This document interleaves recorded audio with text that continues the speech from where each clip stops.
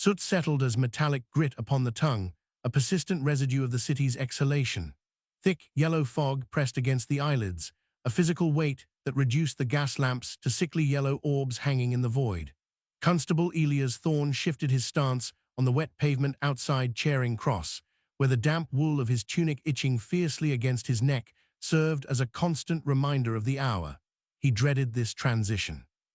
The shift change brought a churn of humanity that smelled of wet dog, coal smoke, and the sharp, acidic tang of horse urine rising from the cobbles. "Move it along there, no loitering by the arch."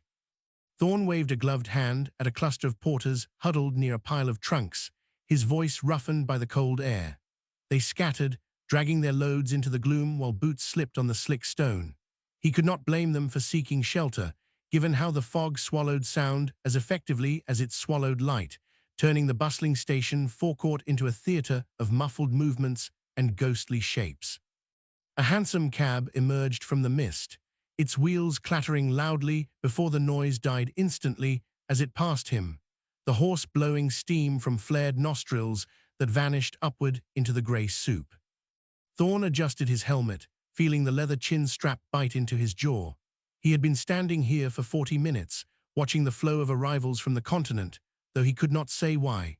Superintendent Macnaghten had muttered something about keeping an eye on the channels, a vague directive that likely meant nothing more than appeasing the Home Office's recent jitters about foreign anarchists. Or perhaps it was just boredom dressed up as duty. Thorne rubbed his thumb over the silver badge on his chest, feeling the cold metal through the thick fabric of his glove. His feet ached within the new boots issued last week, the stiff leather pinching his little toe with every shift of weight. A carriage door slammed. The sound cracked through the fog like a pistol shot, making Thorne flinch before he could stop himself. A curse died in his throat as he swept his gaze across the source. A black four-wheeler had pulled up to the curb, the horse stamping impatiently as the driver leaned down to shout something unintelligible to the passenger inside. The door opened slowly to reveal a boot striking the pavement, black and polished to an expensive sheen, followed immediately by its pair. The man who stepped out was slight and compact, wearing a heavy overcoat that looked too warm for the season but perfectly suited to the damp chill. He carried a leather satchel in his left hand, gripping the handle with a white-knuckled tension that Thorne noticed from 10 yards away. The stranger paused, tilting his head as if listening to a sound only he could hear, before pulling a pocket watch from his waistcoat and snapping it open. The gold case caught the dim light of the nearest lamp, a brief flash of wealth in the grime. "Driver," the man said. His voice was high and precise, cutting through the muffling fog with an accent that did not belong to London. It was too rounded, too American, yet polished by years in classrooms rather than saloons. "You will wait. I shall not be long." The driver grunted, a non-committal sound that vanished into the mist, but he did not move the horse. The stranger turned towards the station entrance, adjusting his gloves. He wore kid leather pristine, unlike the cracked, grease-stained gauntlets of the working men shuffling past him. Thorne watched the man's face as he passed under the gaslight. Pale skin stretched tight over a narrow skull. A moustache trimmed to a sharp, military point twitched as the man exhaled. The eyes were the worst part, for they did not scan the crowd with the weary indifference of a traveler, they dissected it.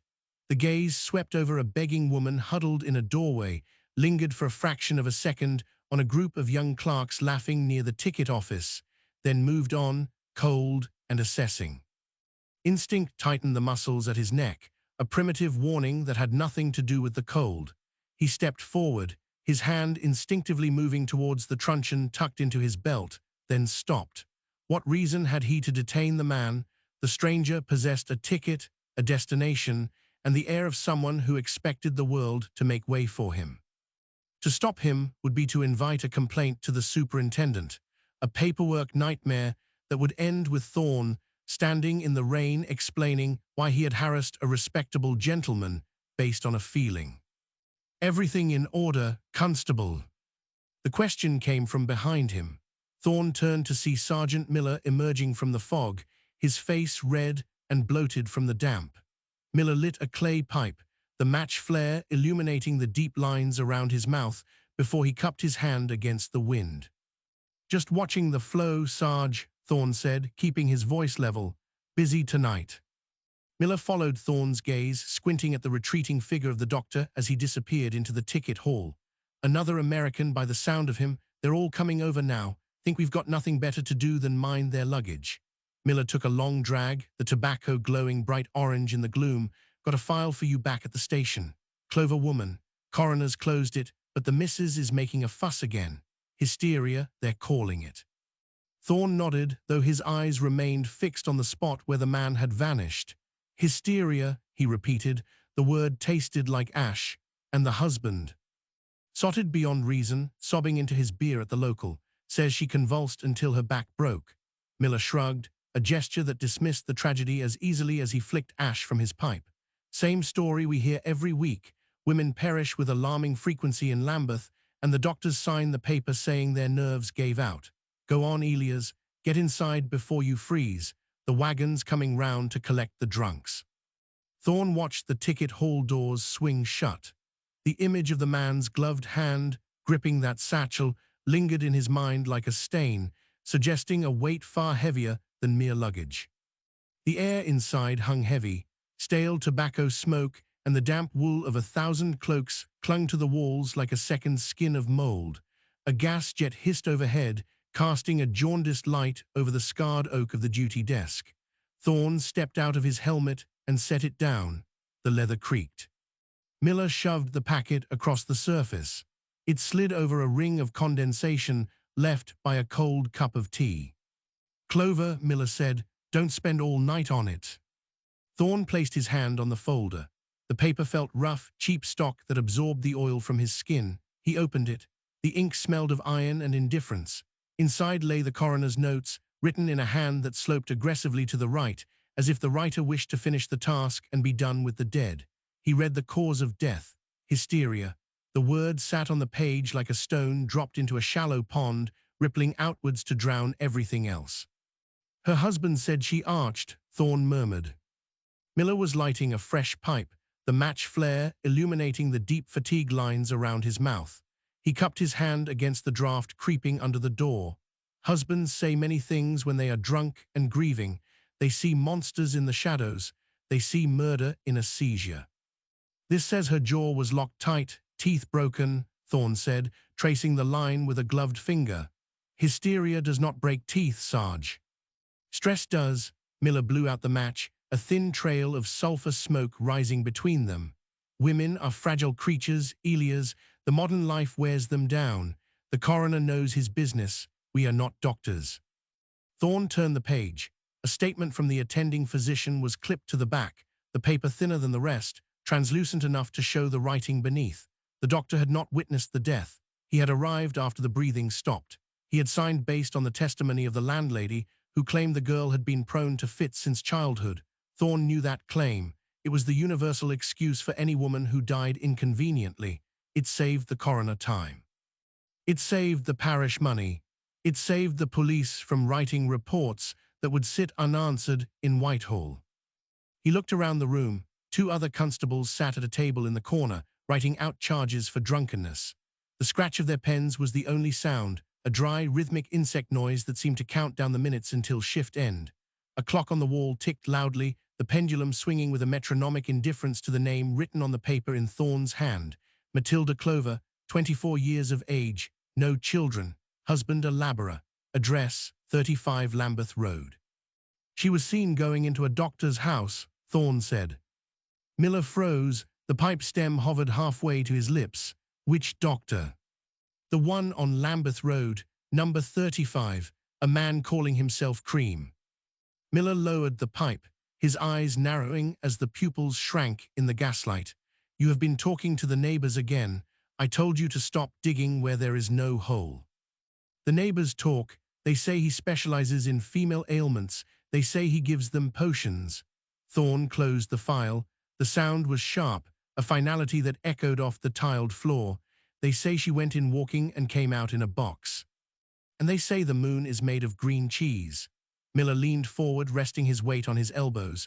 The wood groaned under him. Listen to me. There is no evidence. There is no body to exhume. The coroner has signed. The family has buried her. If you go knocking on the door of a qualified medical practitioner based on the gossip of washwomen, you will bring the force into disrepute.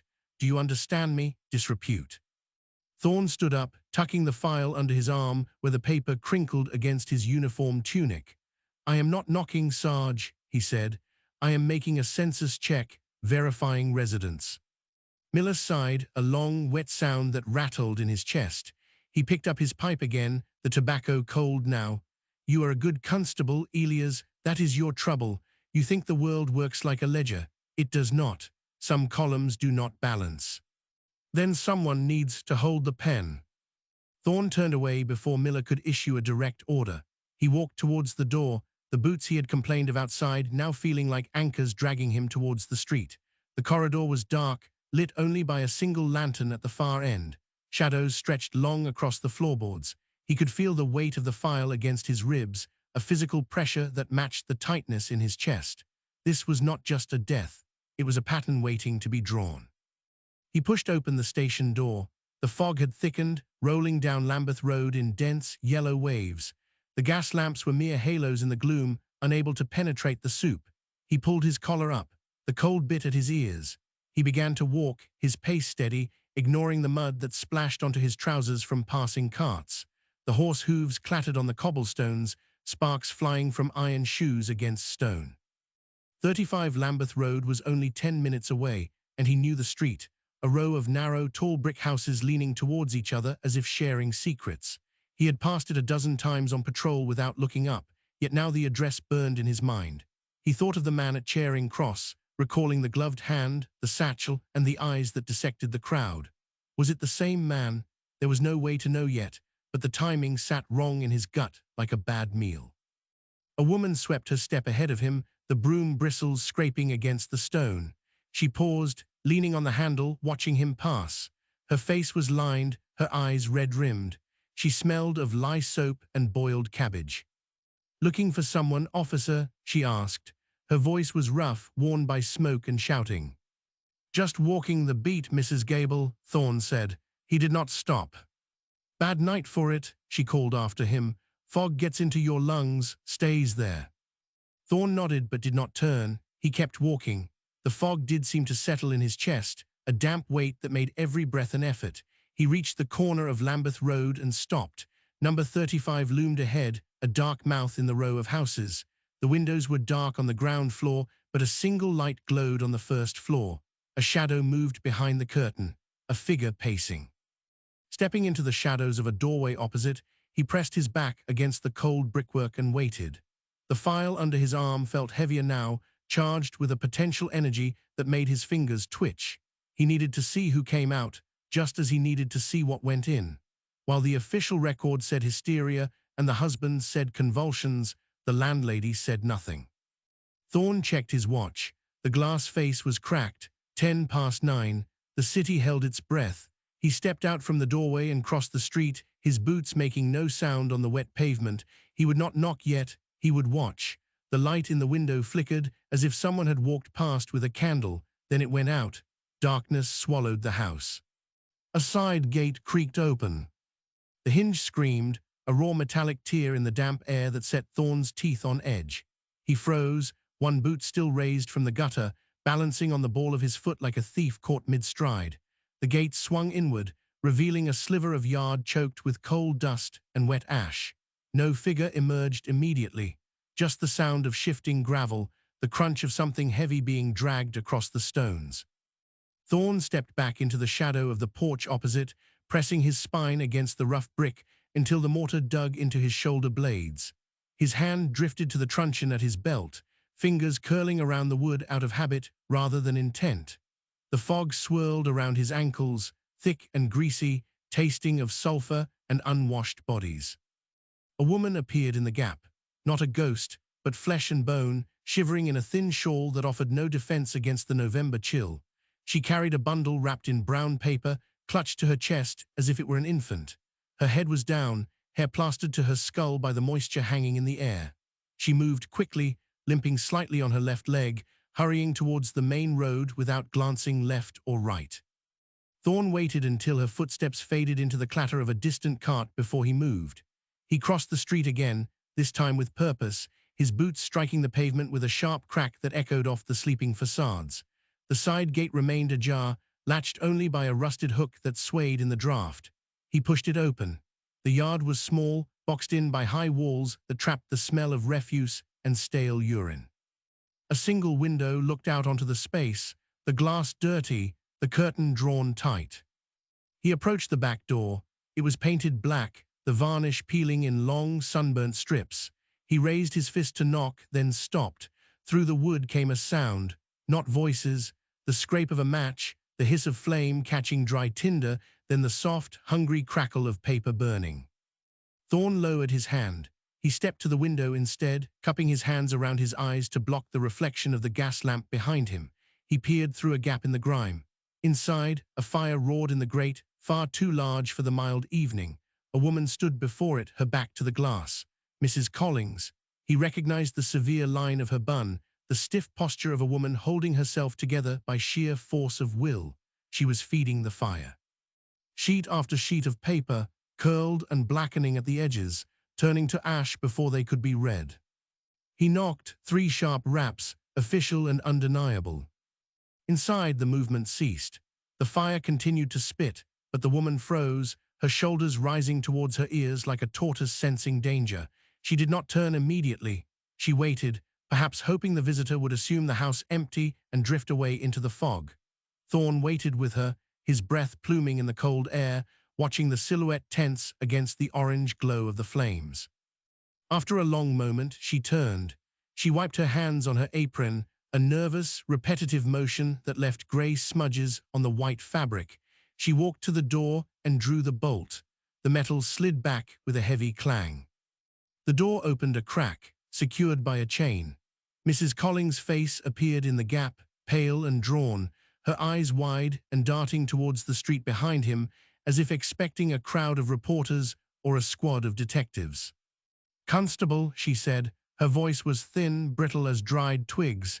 "It is late for calls." "Census verification, Mrs. Collins," Thorne lied. The words tasted like copper in his mouth. "Routine check on residents, Lambeth Road sector." She blinked, the lie sliding over her without purchase, yet she did not challenge it. Instead, she asked if this were truly routine at such an hour, reminding him that the gentlemen upstairs were resting and that Dr. Cream does not take kindly to disturbances. "Dr. Cream is a tenant." Thorne kept his face neutral, though his pulse kicked against his ribs. "I have no record of him on the rate book. He is a lodger, a medical man, very respectable." She tightened her grip on the door edge, her knuckles white. "He sees patients, ladies only, private consultations. He told me the police were to leave him be unless there was a breach of peace." "And is there a breach of peace tonight, ma'am?" No, of course not." She shook her head, a quick, jerky motion. "Everyone is asleep. The house is quiet." Thorne could smell the smoke drifting from behind her, acrid and sharp, carrying the distinct scent of burning ink and cheap rag paper. It mingled with the damp wool of her shawl and the underlying stench of the yard. "Smells like a fire, Mrs. Collins, quite a vigorous one for such a mild night." "Cleaning out the grate," she said too quickly.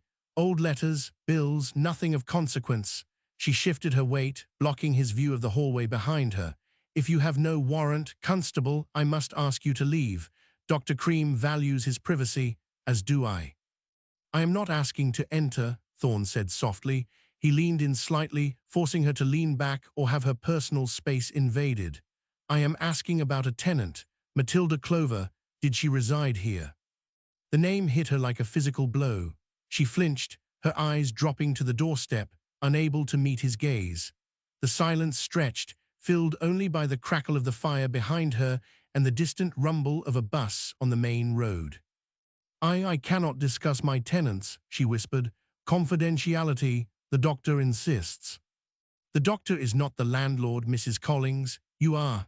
Thorne kept his voice low, devoid of threat, laden only with a weary persistence.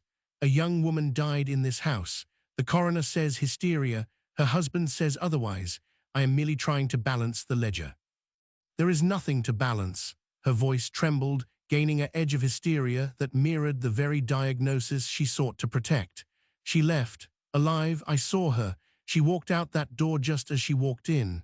Now please, go. She began to close the door. The chain rattled. Thorne placed his boot in the gap, stopping the movement with a solid thud of leather against wood. Mrs. Collins gasped, shrinking back into the shadows of her own hallway. "Do not shut me out, woman," Thorne said, the weariness cracking to reveal the steel beneath. "If you hide something, you become part of it. Do you understand? The law does not care for your silence. It will chew you up just the same." "I have done nothing," she cried, the sound sharp and desperate in the quiet yard. "I need the rent, that is all. I need the rent or I am on the street myself. He pays in gold, sovereigns fresh from the mint. What was I to do? Ask questions." "You were to watch," Thorne said. "You were to see who went in and who never came out." "She came out," Mrs. Collins insisted, tears welling in her eyes to catch the light from the hall lamp. "I swear it." Yet she looked broken, like a doll with the stuffing pulled out. He carried her to the cab, saying she was faint. That was all. I saw nothing more. Thorne withdrew his foot. The door slammed shut, the bolt sliding home with a finality that vibrated through the frame. He stood alone in the yard, the smell of burning paper now overwhelming, choking him. He turned away from the door, his mind racing. Gold sovereigns, a woman carried out like luggage, a fire fed with secrets. He stepped out of the yard and back onto the street. The fog had swallowed the world again, reducing the row of houses to a series of vague, looming shapes. He walked to the curb, intending to return to the station to draft a report that Miller would likely bury, when his boot struck something hard in the gutter. A glass bottle, small, amber-colored, rolled against the curb by the wheel of a passing hansom. He bent down and picked it up. The glass was cold, slick with condensation. The label had been torn away, leaving only a jagged strip of white paper clinging to the side. No name, no dosage. He pulled the cork with his thumbnail. It popped with a soft sigh. He brought the rim to his nose, expecting the smell of laudanum or gin, the usual comforts of the desperate. Instead, a scent rose to meet him, faint but unmistakable, cutting through the fog and the smoke and the damp. Bitter almonds, earthy, metallic. Thorne stared at the bottle, the dark liquid swirling inside like a trapped eye. This was not medicine for hysteria. This was something else entirely, something that stopped hearts and stiffened limbs in arcs of terrible tension. He pocketed the bottle, the glass pressing against his thigh like a second pulse. The ledger was not just unbalanced, it was written in poison, and he was the only one who could read the ink. The girl's spine arched until the vertebrae threatened to pierce the skin, a bowstring pulled so tight the wood might snap. Opisthotonus. The word sat heavy on my tongue, bitter as the quinine powder we dusted on bed sores, but I swallowed it down along with the bile rising in my throat. "Steady now, Mary," I lied, pressing a cool cloth to a forehead burning with a heat that had nothing to do with fever. "The doctor is coming." She could not answer. Her jaw was locked, teeth grinding together with a sound like millstones crushing grain, and her eyes were rolled back to show only the whites, wide and unseeing in the gaslight of the ward. Around us, the Lambeth infirmary breathed its usual rhythm of coughs and moans, the shuffle of slippers on linoleum, the clink of enamel basins being stacked for the night, a symphony of suffering that had long since ceased to register as anything other than background noise to the staff, but which still grated on my nerves like sandpaper on raw flesh. Dr. Evans swept in, his coat tails swirling, bringing with him the smell of stale tobacco and the distinct, cloying scent of carbolic acid that clung to him like a second skin. He did not look at the girl's back, did not note the unnatural rigidity of her limbs or the way her toes pointed downward, as if trying to push against the mattress itself. "Hysteria," he declared, the word dropping from his lips with the finality of a judge passing sentence. "Typical female constitution, overwrought nerves. She has likely been indulging in some romantic folly or another." He turned to me, his eyes sliding over my uniform without ever quite meeting my gaze, treating me as part of the furniture, a functional object rather than a witness. "Prepare a sedative, Nurse Halloway. Bromide will suffice. And ensure she is restrained. These fits can be quite violent when the attention they crave is not immediately forthcoming." "She is cyanotic, doctor," I said, my voice sounding too loud in the sudden quiet of the bay. "Her respiration is labored. Look at the arch." Evans waved a hand, dismissing the observation as one might swat away a fly. "The theatrics of the lower classes are boundless, nurse. Do not let your sympathy cloud your clinical judgment. If she were truly in danger, she would not have the energy for such dramatic posturing. Administer the bromide. I have rounds to finish." He left as quickly as he had arrived, the door swinging shut behind him with a soft click that echoed like a gunshot in the silence he left behind. I stood there for a moment, the cloth still in my hand, watching the girl's chest heave in shallow, ragged gasps that seemed to cost her everything she had left. The smell of her sweat was sharp, acidic, undercut by something else, something faintly chemical that reminded me of the metallic tang of old pennies left out in the rain. I moved to the cabinet, my fingers trembling as I reached for the bottle of potassium bromide. The glass was cool against my palm. I measured the dose, the white powder dissolving slowly in the water, turning the liquid cloudy, but I did not take it to the bed. Instead, I walked to the window. Outside, the fog pressed against the glass, a thick yellow wool that obscured the streetlights and turned the world beyond into a smear of indistinct shadows. A hansom cab rattled past, the horses' hooves striking the pavement with a dull, rhythmic thud that vibrated through the floorboards. Somewhere out there, in the maze of alleys and tenements, another woman was likely sitting in a parlor, drinking a tonic prescribed by a man who smiled too much and asked too many questions about her secrets. The girl on the bed gave a sudden, violent spasm, her head snapping back against the pillow. The sound of her teeth cracking together made me flinch. I looked at the cloudy mixture in my hand, then at the dying woman. To give it would be to follow orders. To withhold it was to risk my position, my references, the only livelihood I had in a city that chewed up single women and spat them into the workhouse without a second thought. I poured the mixture into the sink. The water swirled, carrying the sedative away into the dark pipes beneath the floor. Then I filled a fresh glass with plain water and returned to the bedside, sitting on the stool to hold the girl's hand as the spasms took her, feeling the muscles knot and release under my fingers like living wire, counting the seconds between each convulsion, memorizing the pattern, storing it away in the vault of my mind, where I kept all the things I dared not speak aloud.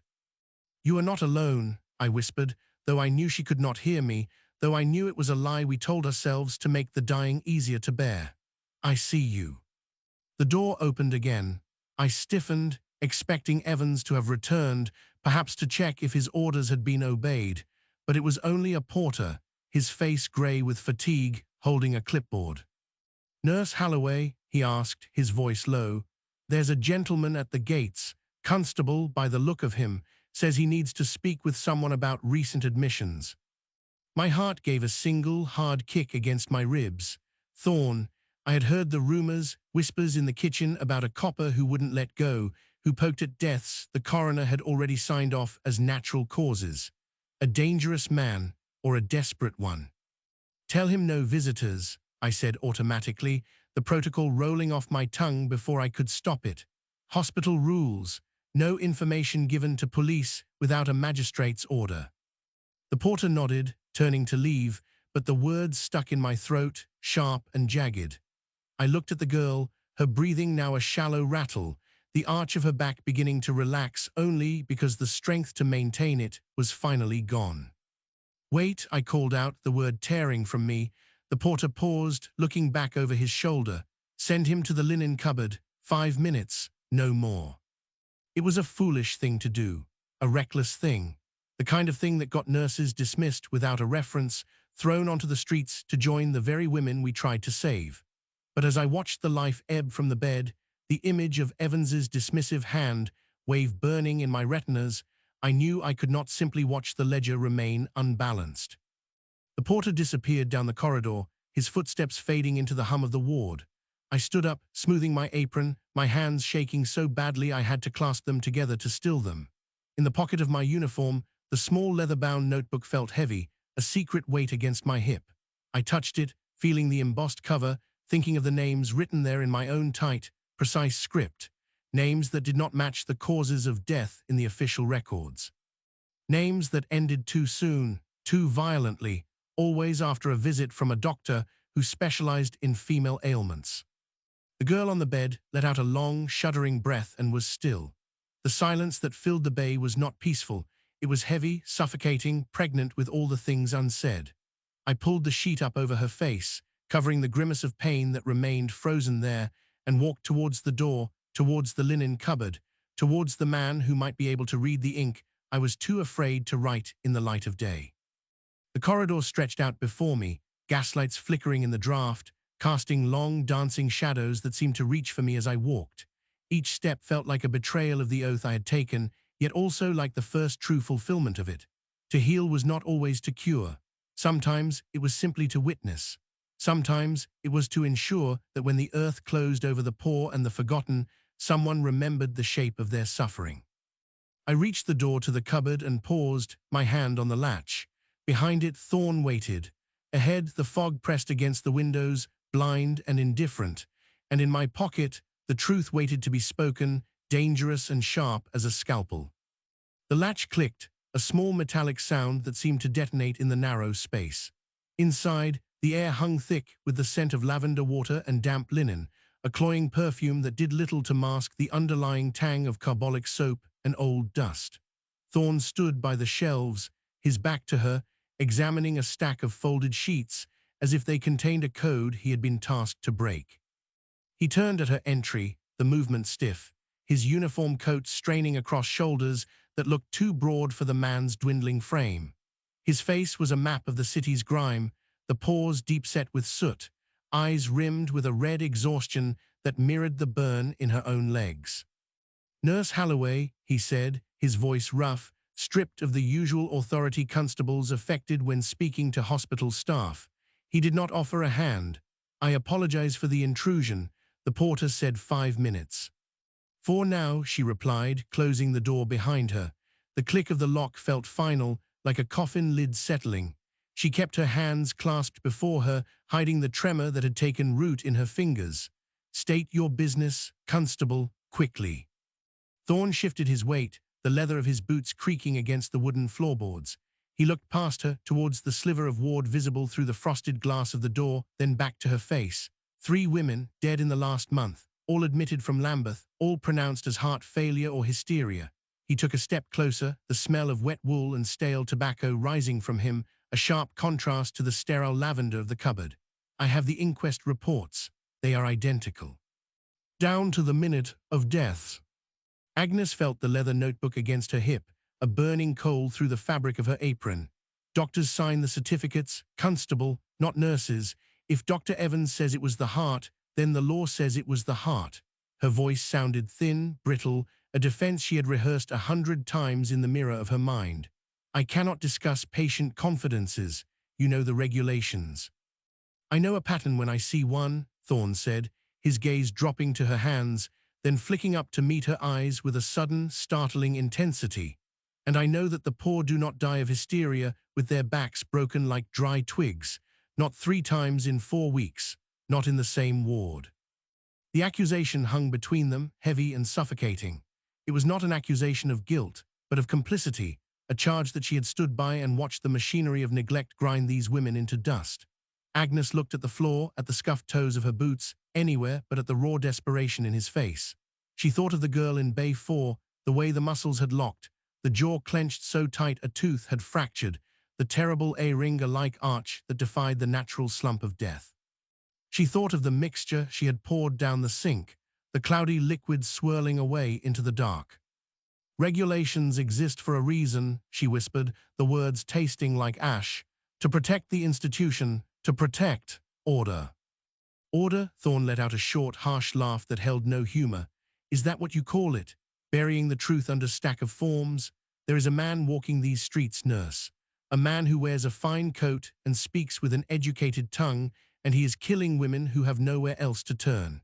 And every time a doctor signs heart failure, he walks another mile free." He reached into his pocket, not for a weapon, but for a small, battered notebook of his own. Flipping it open revealed pages dense with handwriting, dates, and names. Matilda Clover in December, Alice Marsh in February, Emma Shrivell just last week, all visited by a Dr. Cream, all dead within the hour of his departure. He held the book out, yet she did not take it. "I am not asking for a confession," he said, asking instead if she saw what he thought she saw. The name hung in the air, sharp and poisonous. Cream, the man with the soft voice and the hard eyes, the man who had nodded to Evans in the corridor just yesterday, a silent acknowledgement of shared status, of a club to which she would never belong. Agnes felt the sweat prickle along her hairline, cold and clammy. To speak was to lose everything. Her position, her reference, the small room in Kennington she paid for with blood and overtime. To speak was to invite the wrath of men who viewed women like her as disposable cogs in their grand medical machine. But the girl in Bay 4 was still. The arch of her spine was flattening as the rigor mortis set in, freezing the pain in place. "I cannot," Agnes started, her voice cracking. She cleared her throat, trying to find the steel she had felt when pouring the sedative away. "I cannot give you official testimony, not here, not now." Thorne's shoulders slumped a fraction of an inch, the hope draining from his posture like water from a cracked bucket. He began to close his notebook, the movement slow, resigned. "I understand. Thank you for your time, nurse." "But," she said, the word slipping out before she could cage it. Thorne froze, his hands hovering over the leather cover. He looked up, his eyes wide, waiting. Agnes reached into her pocket. Her fingers closed around the small notebook, the embossed cover smooth under her thumb. She pulled it out, the movement jerky, unnatural. It was a small thing bound in cheap black cloth, insignificant against the weight of the law, against the power of the medical establishment. Inside were the times, the symptoms, the names written in her tight, precise script. The truth, stripped of official sanction, reduced to ink and paper. She stepped forward, closing the distance between them. The smell of him was overwhelming now, the scent of a man who had walked miles through the fog, chasing ghosts. She pressed the notebook into his palm, her fingers brushing his rough skin for a fleeting second. "The symptoms match," she whispered, the words rushing out in a single, breathless stream. Opisthotonous, lockjaw, dilated pupils. All three were present, and the doctor who signed the certificates was not the one who attended them. She pulled her hand back, clutching it to her chest, as if she had touched a live wire. "Take it. Go before I change my mind." Thorne stared at the book in his hand, then at her. His expression shifted, the exhaustion momentarily replaced by a fierce, burning clarity. He closed his fingers around the notebook, tucking it deep into his inner pocket, close to his heart. "You have done a brave thing, Agnes Halloway," he said, using her name for the first time, the sound of it strange and intimate in the cramped space. "Braver than you know." "Go," she repeated, turning away, unable to bear the weight of his gratitude. "Before Evans returns." Thorne did not hesitate. He moved past her, opening the door a crack to check the corridor, then slipping out into the shadows of the hallway. The door clicked shut behind him, leaving her alone with the scent of lavender and the silence of the linen cupboard. She leaned against the shelves, her legs trembling so violently she feared they would give way, and pressed her hand over her mouth to stifle the sob that rose in her throat. It was done. The die was cast. There was no going back. She moved to the small window at the end of the corridor, needing air, needing to see the world outside that continued to turn indifferent to her treason. The fog had lifted slightly, revealing the street below in a murky grey wash. A hansom cab rattled past, the horse's hooves striking the pavement with a dull, rhythmic thud. And there, stepping neatly around a puddle of filthy water, was a man in a tall silk hat and a frock coat of immaculate cut. He carried a black medical bag, swinging it lightly at his side. "Dr. Cream." He paused at the gate, adjusting his gloves, and looked up towards the window. He could not see her, lost in the gloom of the corridor, but he smiled nonetheless, a polite, practiced curvature of the lips. Then he tipped his hat to someone behind him. Agnes followed the line of his regard and saw Dr. Evans emerging from the main entrance, waving a cheerful goodbye. The two men exchanged a nod, a silent communion of class and profession, a seal on a pact that excluded the dead women and the nurse who had just betrayed them. Cream turned and walked away, disappearing into the mist, while Evans went back inside to sign more certificates.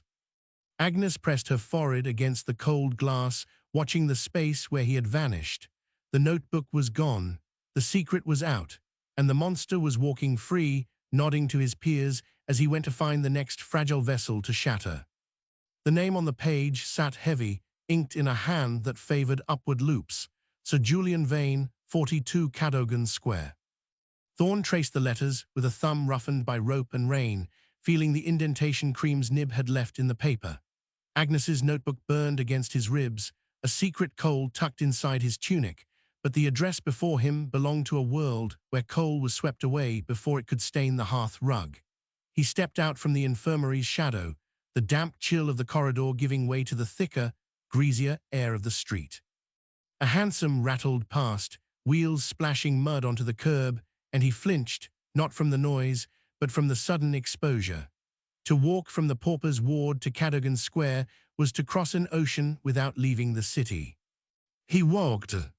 The fog clung to his collar, smelling of sulphur and wet dog, a familiar weight he wore like a second uniform. Mile after mile, the streets shifted beneath his boots. The cobbles grew smoother, the buildings taller, set back behind iron railings that gleamed with fresh black paint. Here the gas lamps burned brighter, their mantles clean, casting a white, unforgiving light on the pavement. No beggars huddled in doorways. No women leaned from windows, their faces painted cheap and desperate. Just silence and the occasional clip-clop of a well-shod horse. Number 42 stood apart, a monolith of red brick and white stone, its windows draped in heavy velvet. Thorne stopped at the gate, checking his appearance in the polished brass of the lamp post. His tunic was worn at the elbows, the fabric thin and frayed. His boots were scuffed, caked with the mud of Lambeth. He brushed at a spot of soot on his lapel, knowing it would not come out, knowing that no amount of brushing would make him look like a man who belonged on this street. He pushed the gate open. The hinges groaned, a low complaint that seemed to echo in the quiet square. The door opened before he could knock. A footman stood there, tall and stiff as a poker, his face a mask of polite indifference. He wore livery of dark blue with silver buttons, pristine, untouched by the grime of the city. His eyes swept over Thorne, lingering on the worn elbows, the muddy boots, the constable's helmet held loosely in his hand. Yes, the word was flat, devoid of curiosity. Constable Thorne, Metropolitan Police, Thorne said, keeping his voice level, though his throat felt dry. I wish to speak with Sir Julian Vane, regarding a matter of urgent inquiry. The footman did not move. He did not blink.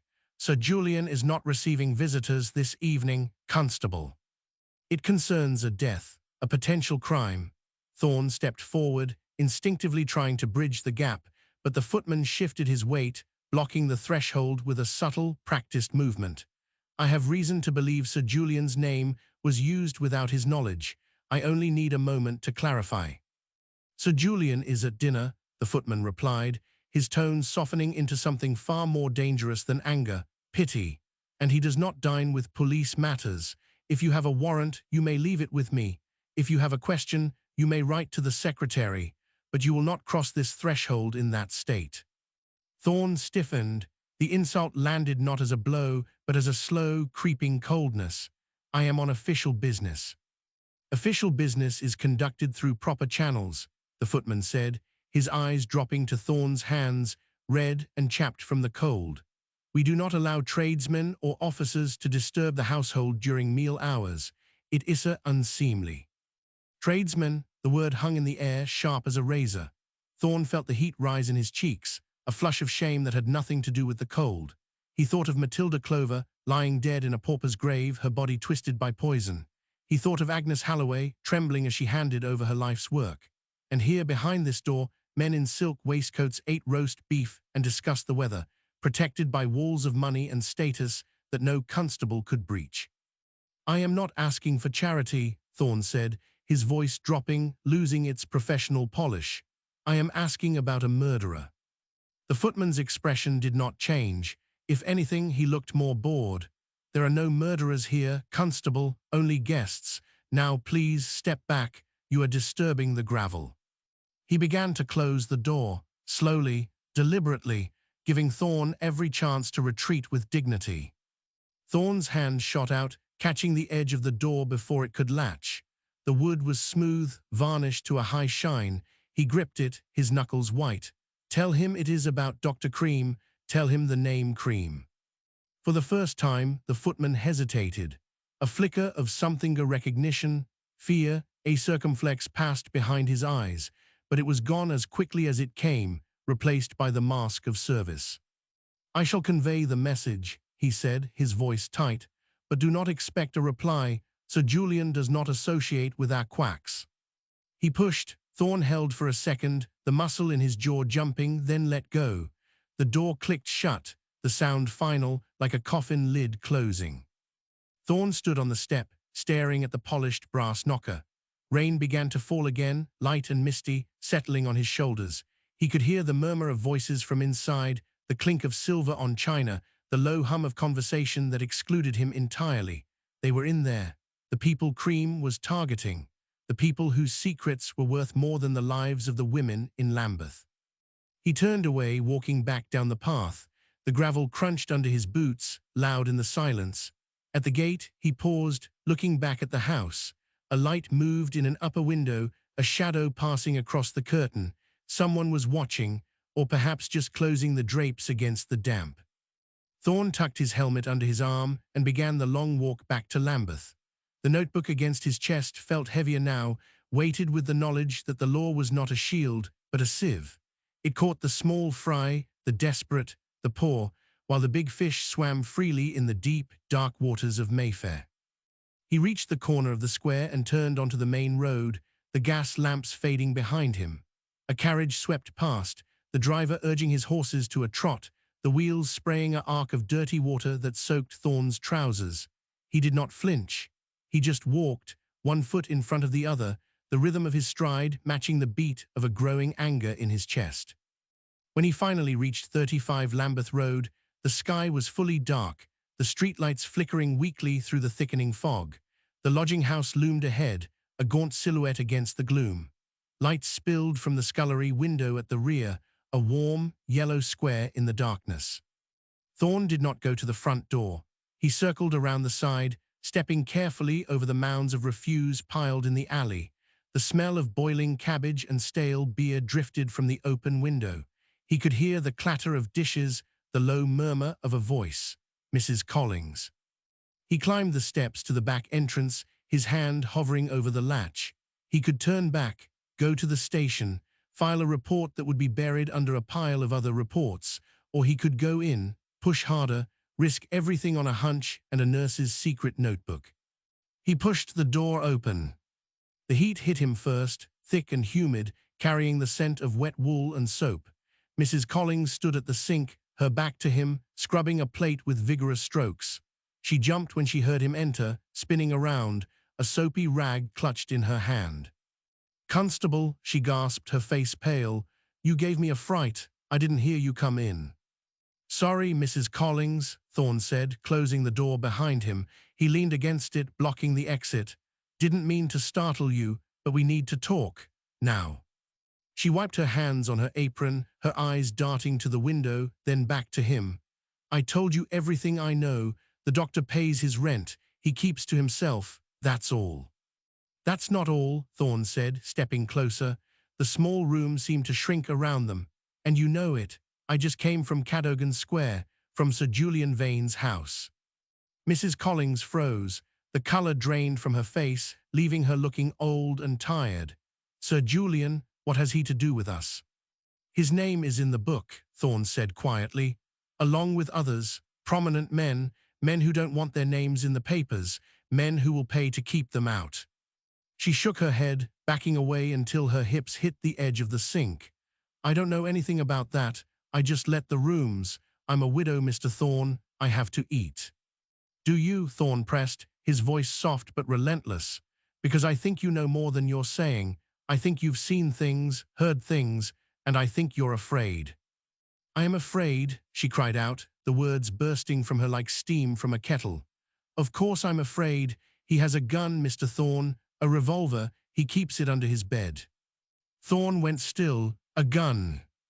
"Yes, and gold. He pays in gold sovereigns, stacks of them, shiny new ones that look like they've never been spent." She wrung her hands, the soap suds dripping onto the floor. "He locks a box under the bed. I've heard him rattling the key, and when he leaves he tells me to stay in my room, says he's going to visit a family in Mayfair. A delicate matter, he calls it." "Mayfair," Thorne repeated, the word tasting like ash. Which family? I don't know names, she whispered, tears welling in her eyes. But he's going tomorrow evening, said he had to collect a debt from a lady of high standing. Thorne looked at her, really looked at her, seeing the fear etched into every line of her face. She was terrified, but she was also tired, tired of lying, tired of the silence. Thank you, Mrs. Collins, he said softly. You've done the right thing. Have I? She sobbed, turning back to the sink. God help us all if I have. Thorne turned to the door, his hand on the latch. Tomorrow evening, Mayfair, a lady of high standing, it was enough. It had to be. He stepped out into the cold night, the fog swallowing him whole, his mind already racing ahead to the trap he would have to set. A trap with no bait, no warrant, and no guarantee that the law would let him spring it. But he had the name, and he had the time. And for now, that would have to be enough. The latch clicked, a sharp, final sound that cut through the steam rising from the sink. Thorne stood with his back to the door, the wood pressing into his shoulder blades like a rigid hand. He did not move. The air in the scullery tasted of lye soap and boiled cabbage, a thick, cloying stew that coated the back of the throat, but beneath it lay something else, sharper and colder, the metallic tang of fear, fresh and sweating from Mrs. Collins' skin. She had turned away from him, her shoulders hunched as if expecting a blow, her hands plunging back into the grey water with a violence that sent suds spilling over the rim and onto the flagstones. God help us all if I have, she had said. The words hung there, suspended in the humid air, heavier than the smoke from the range. Thorne watched her. He watched the way her knuckles whitened around the scrubbing brush, the frantic scrub, scrub, scrub rhythm that sought to erase more than just grease from the plate. She was a small woman, compressed by years of bending over washtubs and counting copper coins, her spine curved like a question mark that no one had ever bothered to answer. Now that curve seemed to deepen, collapsing under the weight of what she had just surrendered. He pushed off the door. His boots made no sound on the wet floor. You'll keep your mouth shut until tomorrow, Thorne said. His voice was low, a rough gravel sound that did not match the quiet of the room. If he asks, you know nothing, you saw nothing, you were asleep in your room when he left. Mrs. Collins flinched. The brush slipped from her grip, clattering into the basin. She did not pick it up. Instead, she wiped her hands on her apron again, though they were already clean, leaving streaks of white foam on the dark fabric. He'll know, she whispered, not turning around. He has eyes in the back of his head, that one. He notices things, a missing shilling, a moved chair. He'll know I spoke. He won't know anything if you do as I say. Thorne stepped closer, close enough to see the tremor running through her fine, grey hair. I'm not asking you to lie to me, Mrs. Collins. I'm asking you to stay alive. If he suspects you've talked, he won't just leave. Men like him don't leave loose ends.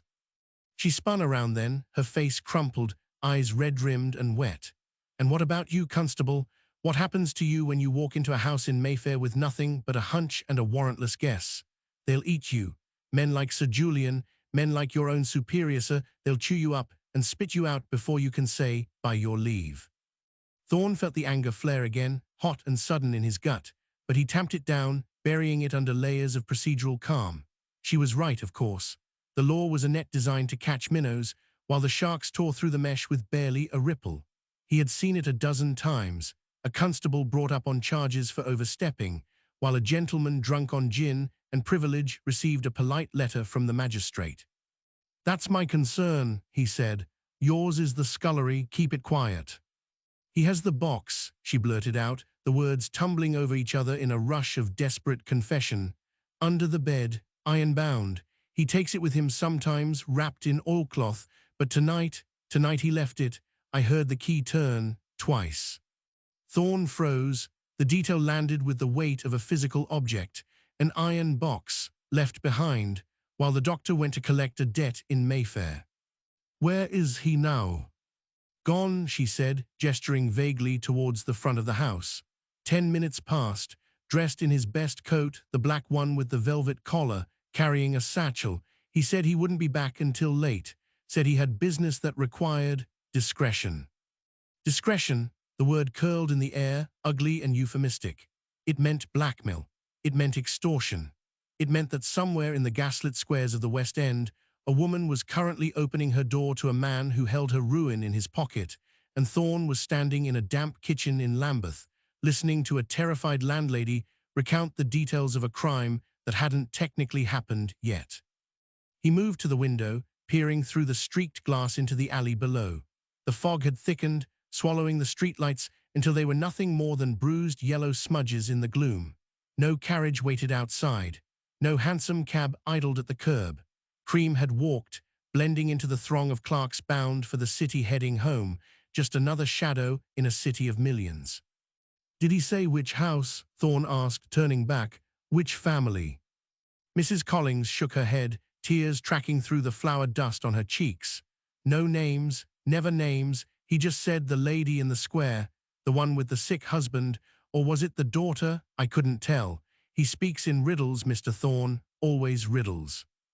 Thorne nodded slowly. The pieces were there, scattered and jagged, but they were pieces nonetheless. A doctor with a gun and a box of gold. A visit to a wealthy home. A threat disguised as a medical call. It was enough to build a case, perhaps, if he could just get inside that room in Mayfair before the transaction was complete.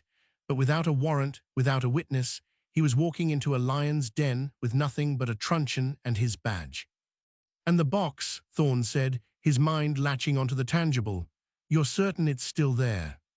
"I heard it," she insisted, her voice gaining a sliver of strength. "When he locked the door, the key grated in the lock. He didn't take it with him. I saw his hands, empty except for the satchel." Thorne pushed away from the window. The decision formed in his mind, cold and hard as the iron box upstairs. He couldn't arrest Cream tonight, not without proof of the blackmail, not without catching him in the act. But he could secure the evidence. He could find that box. "Stay here," he ordered. "Lock this door. Do not open it for anyone but me.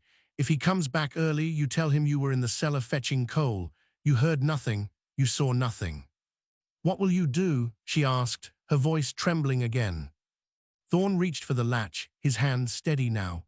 The frustration of the day, the insult at Cadogan Square, the endless, grinding indifference of the system, it all crystallized into a single, sharp point of focus. He would go to Mayfair.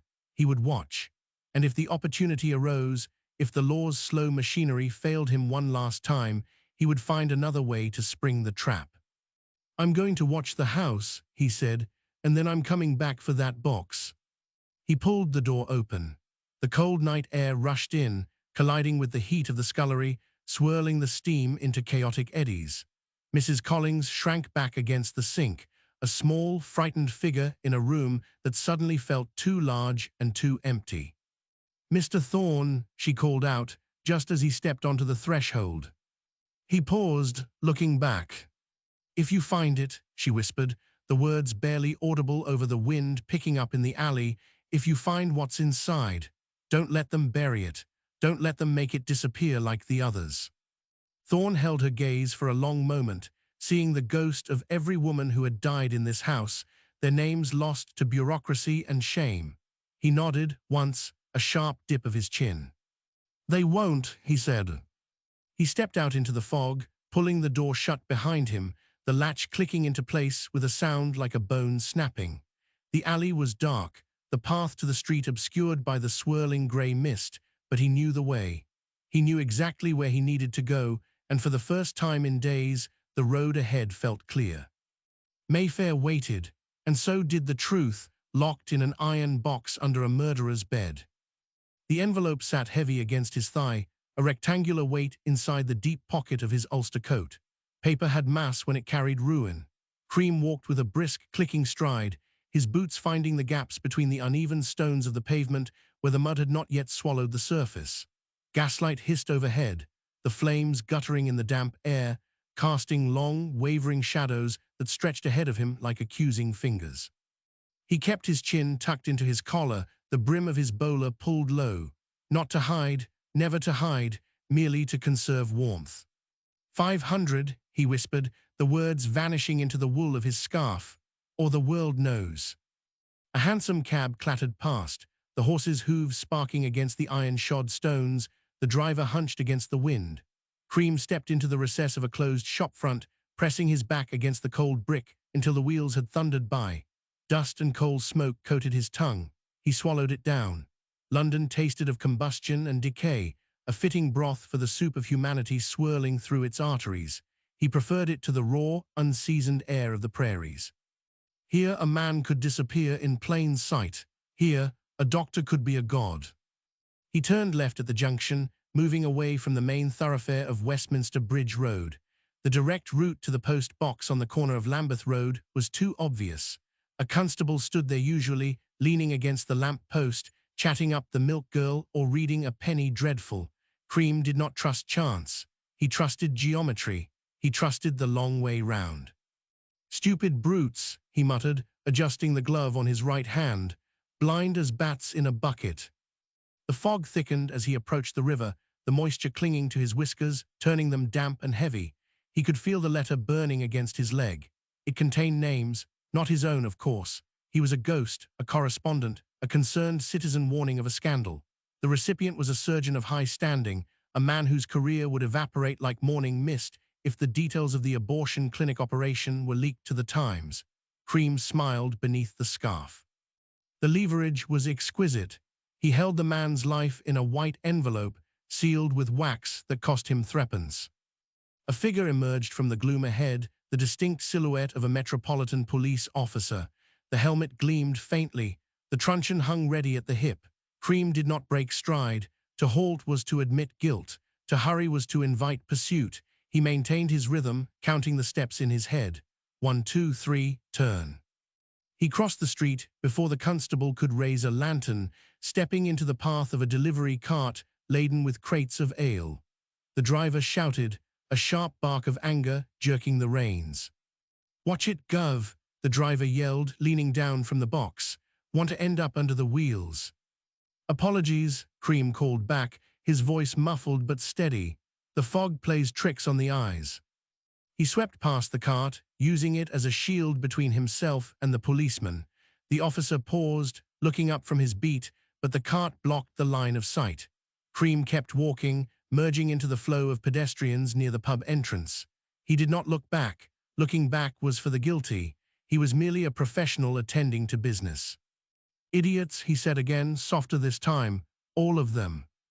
The alternative post box stood on a quieter corner, near the shadow of a churchyard. Iron, painted black, bolted to a stone pillar, it stood like a sentinel in the dark. Cream approached it from the side, checking the windows of the surrounding houses. Dark curtains, sleeping citizens. Good. The city slept while the wolves hunted. He reached into his pocket, his fingers closing around the envelope. The paper felt smooth, expensive. He had bought it specifically for this purpose. Quality mattered. It conveyed seriousness. He lifted the flap.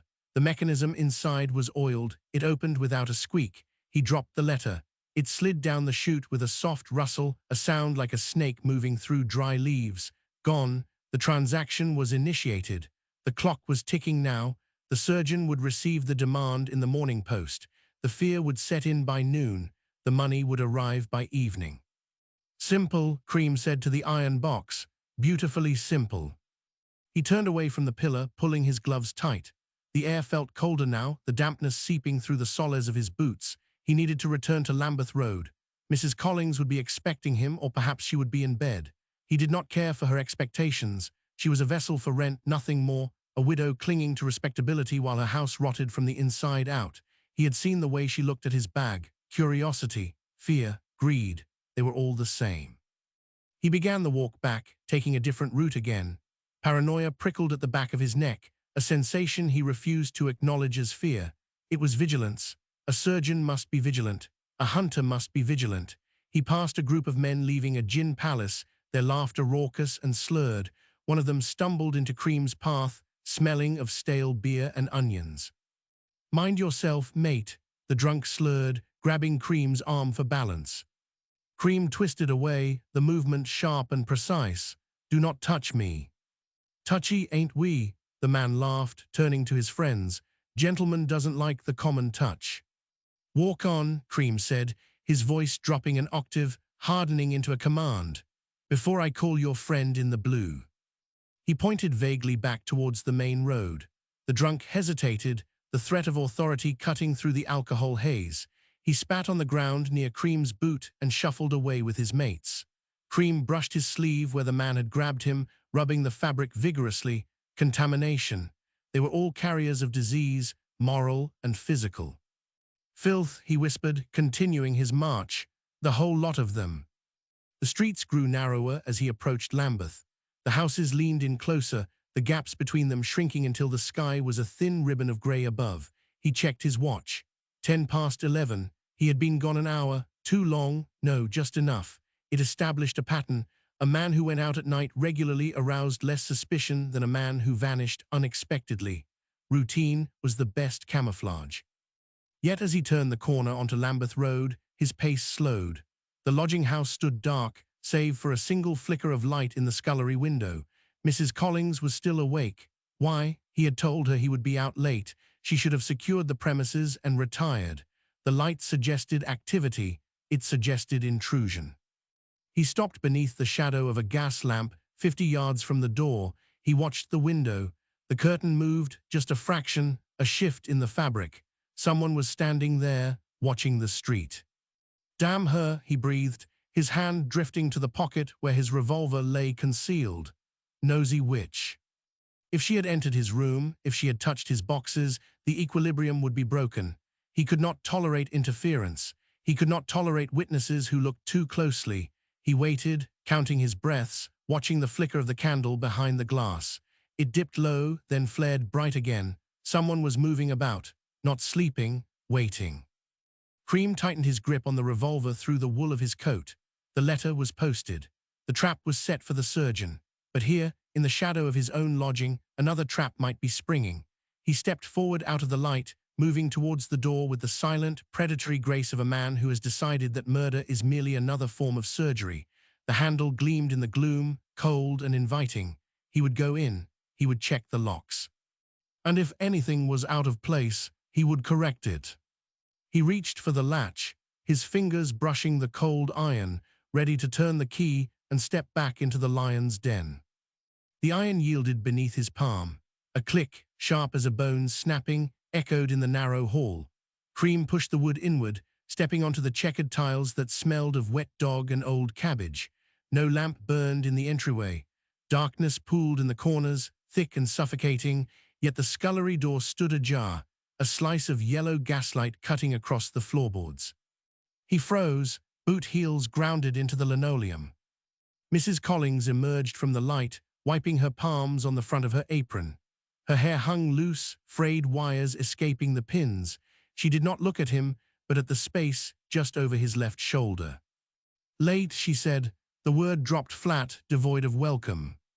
Business, Cream replied. He closed the door behind him, the latch catching with a finality that made the woman flinch. You remain awake. Waiting for the lock, can't sleep knowing the street door is unlatched. She moved past him, brushing his coat sleeve with her hip. A deliberate contact, testing, tea is cold. I put the kettle on the range. Keep your tea. He ascended the stairs. Each tread groaned under his weight, announcing his progress to the empty house. The air grew heavier as he climbed, saturated with cold dust and the faint, sweet rot of the river nearby. His room awaited on the first floor. The door stood closed, exactly as he had left it, or so it appeared. Cream paused before the wood. He listened. The house settled around him, timbers contracting in the night chill, but no footsteps scurried within, no breath hitched behind the plaster. He turned the handle. It moved smoothly, oiled recently. He had not oiled it. Inside, the gas jet hissed low, casting long, trembling shadows against the wallpaper. The pattern of vines and leaves seemed to writhe in the periphery of his vision. He walked directly to the washstand. The jug sat precisely in the center of the basin. The towel hung folded over the rail, the crease sharp. To an untrained eye, nothing had shifted. To a surgeon, the alignment was wrong. The towel's fold faced east. He always left it facing north. Nosy bitch, he muttered. He crossed to the table where his black leather bag rested. The locks were engaged. He produced the key from his waistcoat pocket, his fingers trembling slightly until he forced them still. Control, always control. The key slid into the mechanism. He turned it. The tumblers clicked, a satisfying mechanical assurance that the world could still be ordered. He lifted the lid. Inside, bundles of letters lay stacked alongside files of powdered alkaloid wrapped in brown paper and sealed with wax. He counted the bundles, 4. He had written 4 demands, all present, yet the topmost bundle sat a fraction higher than the others. Disturbed, she had looked, she had wondered. Curiosity was a disease more contagious than cholera, and in Lambeth it was fatal. Cream withdrew the Webley revolver from his coat pocket. The metal felt cold, heavy with potential. He sat in the wooden chair, placing the weapon on the blotter. From the drawer, he took a cloth and a small tin of oil. He began to disassemble the action. Spring, barrel, cylinder, each piece laid out in a row like instruments on a tray before an incision. "Clean," he whispered to the empty room. "Must be clean." He rubbed the cloth over the steel, removing the faint oxide that the damp London air encouraged. The metal gleamed under the gaslight, a dull grey moon in the darkness of the room. He thought of the drunk on the street, the touch of that grime-laden hand on his sleeve. Contamination. He scrubbed the spot on his coat again hard until the wool fibers began to fray. It would not come out. Nothing ever came out. A floorboard creaked in the hole below. Cream stopped. The cloth hovered over the cylinder. He did not breathe.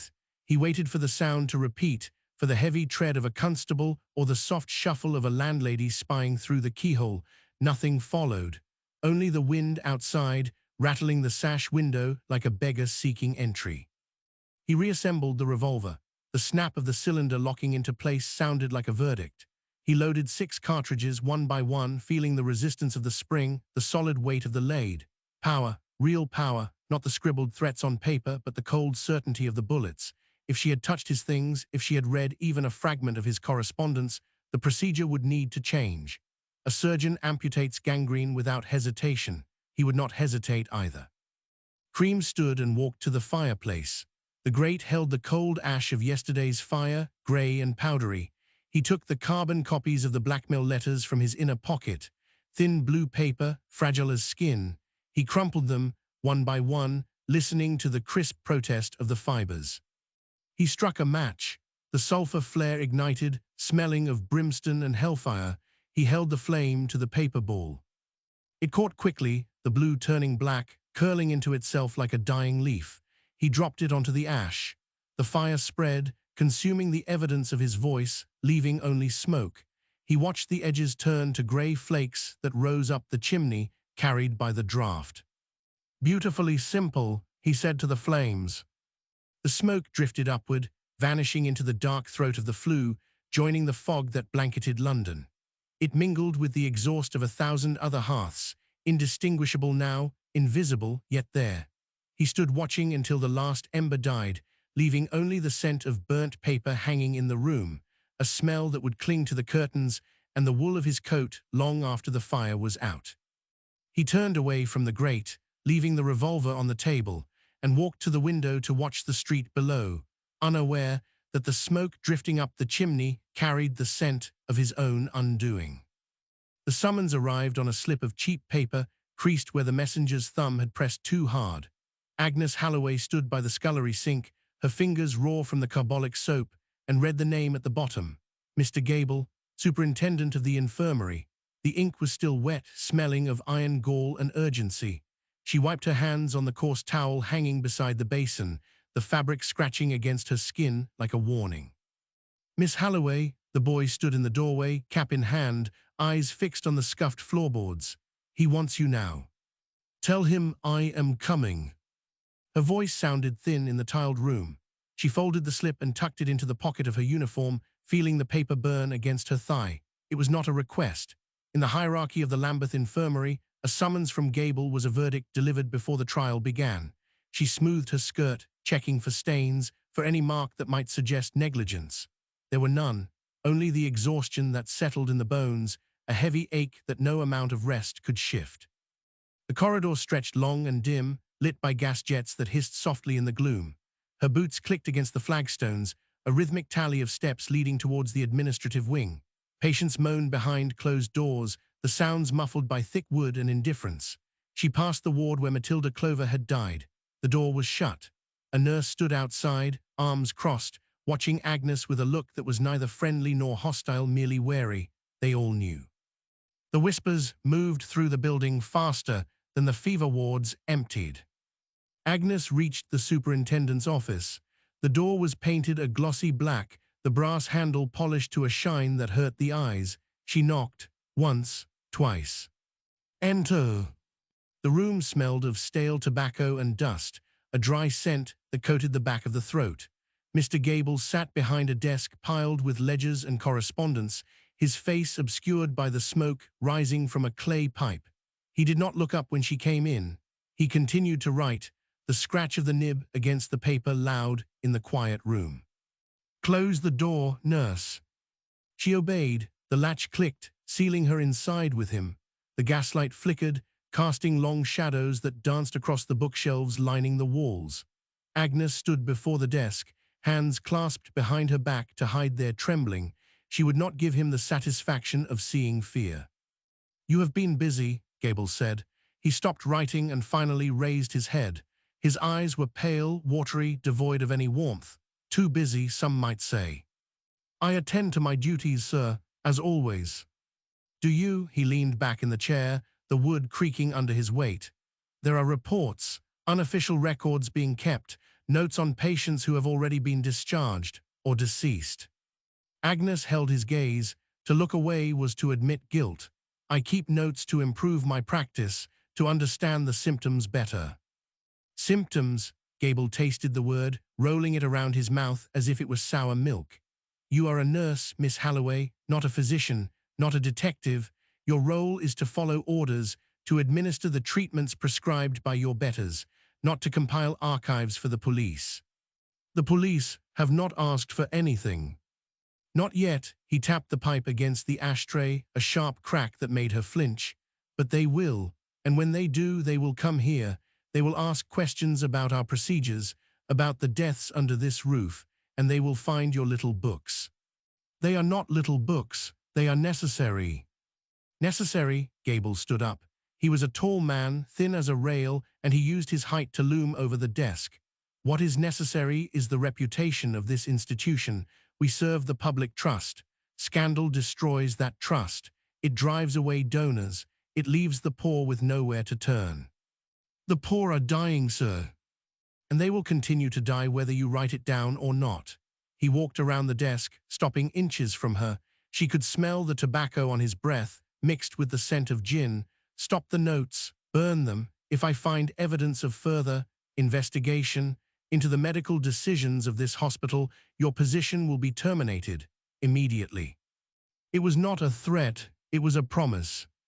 Agnes felt the weight of the slip of paper in her pocket. She thought of Thorne, waiting in the shadows of St. John's Church. She thought of Matilda Clover, arching backward on the mattress, her spine a bowstring ready to snap. If she stopped, the deaths would continue. If she continued, she would starve. "I understand," she said. Gable studied her face, searching for deception. He found none because she had learned to hide it well. He nodded, satisfied, and returned to his chair. "Good, you may go." She turned and walked to the door. Her legs felt stiff, as if the joints had filled with sand. She opened the door and stepped out into the corridor, the air suddenly cool against her face. The door closed behind her with a solid thud, cutting off the smell of tobacco and the sound of his scratching pen. Agnes walked quickly now, no longer counting her steps. She needed to leave. She needed to get the copies to Thorne before Gable changed his mind or sent someone to search her quarters. The ledger was safe, hidden beneath the floorboards of her room, but the copies she carried in her reticule were enough to hang a man or get her killed. She descended the back stairs, avoiding the main hall where the porters might see her. The kitchen was empty, the fire reduced to glowing embers. She slipped out the rear door into the alleyway. The fog had thickened, swirling around her ankles like a living thing. It muffled the sounds of the street, turning the city into a ghost town where only the nearest objects existed. Agnes pulled her shawl tight around her shoulders and stepped onto the pavement. The cobblestones were slick with damp, reflecting the orange glow of the gas lamps. She walked briskly towards the church, keeping her head down. Every shadow looked like a man. Every footstep behind her sounded like pursuit. She reached the corner of Lambeth Road and paused. Across the street, a figure stood beneath the lamp post. He wore a dark coat and a bowler hat, facing away from her. He did not move. He did not smoke. He simply stood, watching the infirmary gates. Agnes pressed herself against the brickwork of the churchyard wall, her breath catching in her throat. She waited. The figure did not turn. He remained still, a statue carved from the fog itself. She slipped past him, keeping to the shadows, her heart hammering against her ribs like a trapped bird. Thorne was waiting near the lich gate, his collar turned up against the damp. He looked tired, the lines around his eyes deepened by the gloom. He saw her and stepped forward, hand reaching out to steady her as she stumbled on the uneven ground. "Did he know?" Thorne asked. His voice was low, barely audible over the wind. Agnes nodded. She reached into her reticule and pulled out the folded papers. Her fingers brushed against his, cold and trembling. "He knows," she said, "and he does not care." Thorne took the papers, tucking them inside his coat. He looked back towards the infirmary, where the lights burned bright against the dark sky. "Then we have no time left." Agnes followed his gaze. The figure beneath the lamp post was gone, but the feeling of being watched remained, clinging to her skin like the fog. She turned towards home, knowing that the safety of her room was an illusion. The door would be open, the ledger would be gone, and the game had changed from a hunt to a war. "Go," she whispered, "before they see you." Thorne nodded and melted into the mist.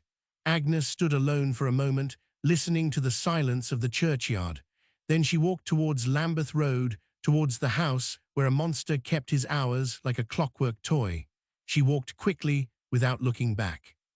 Lambeth Road stretched ahead, a dark throat swallowing the light. Agnes kept to the edge where the buildings huddled close, her skirts brushing against damp brickwork that smelled of urine and wet ash. She did not run. Running drew eyes. Running admitted guilt. Instead, she walked with the measured pace of a woman returning from a late shift, shoulders squared against the invisible weight pressing between her shoulder blades. Behind her, the vapor shifted. She heard it before she saw it, the scuff of a boot sole dragging on stone, too heavy for a stray cat, too deliberate for the wind. Agnes stopped to tie her shawl, fingers fumbling with the woolen knot while her ears strained against the night. The sound ceased. Only the drip of condensation from a gas pipe echoed down the alley, a rhythmic plip that counted out the seconds of her hesitation. "Pull yourself together," she whispered. The words vanished into the gloom, swallowed before they could rebound. She moved again. The street widened near the junction, exposing her to the open sky where the clouds hung low and bruised. A hansom cab clattered past, the horses' hooves striking sparks from the sets, the driver huddled deep within his cape. She pressed herself into a doorway as the wheels roared by, mud spraying against her ankles. When the noise faded, the silence returned, thicker than before. Her lodging house stood 3 doors down from the bakery, a narrow terrace squeezed between a chandler's shop and a vacant lot filled with rubble. The front door was painted black, the varnish peeling like dead skin. Agnes reached for the latch and found it unlatched. Cold air drifted out from the hallway, carrying a scent that did not belong, not the usual boil of cabbage and coal dust. This was sharper, chemical, almond-like but faint, masked by tobacco. "Mrs. Peabody," Agnes called out. Her voice cracked on the second syllable. No answer. The gas jet in the hall sputtered, low and green-tinged. She stepped inside, closing the door softly behind her until the latch clicked. The sound was too loud in the quiet house. She climbed the stairs, one hand trailing along the wallpaper to steady herself, feeling the pattern rise and fall under her fingertips like a topographical map of a foreign country. On the first landing, Mrs. Peabody's door opened. The landlady emerged in her nightcap, a candle trembling in her hand. Wax dripped onto her knuckles, but she did not flinch. "Miss Halloway," Mrs. Peabody's voice was a dry rustle. "You've had a visitor." Agnes stopped. Her foot hovered above the next step. A visitor. Gentleman waited near an hour. The landlady shifted the candle, the flame casting long, dancing shadows that made her eyes look hollow. Said he was a colleague from the infirmary. "Did he give a name?" "Did not need to." Mrs. Peabody leaned forward, the candlelight illuminating the worry lines around her mouth. He knew your room number, said you'd left your ledger behind at work, seemed very concerned for your property. Agnes bypassed her. She took the stairs two at a time, the wood groaning under her weight. Mrs. Peabody called something after her, a warning or a question, but Agnes did not stop to listen. The air on the second floor was colder, stagnant. Her door stood ajar, just as the fear in the churchyard had predicted. She pushed it open.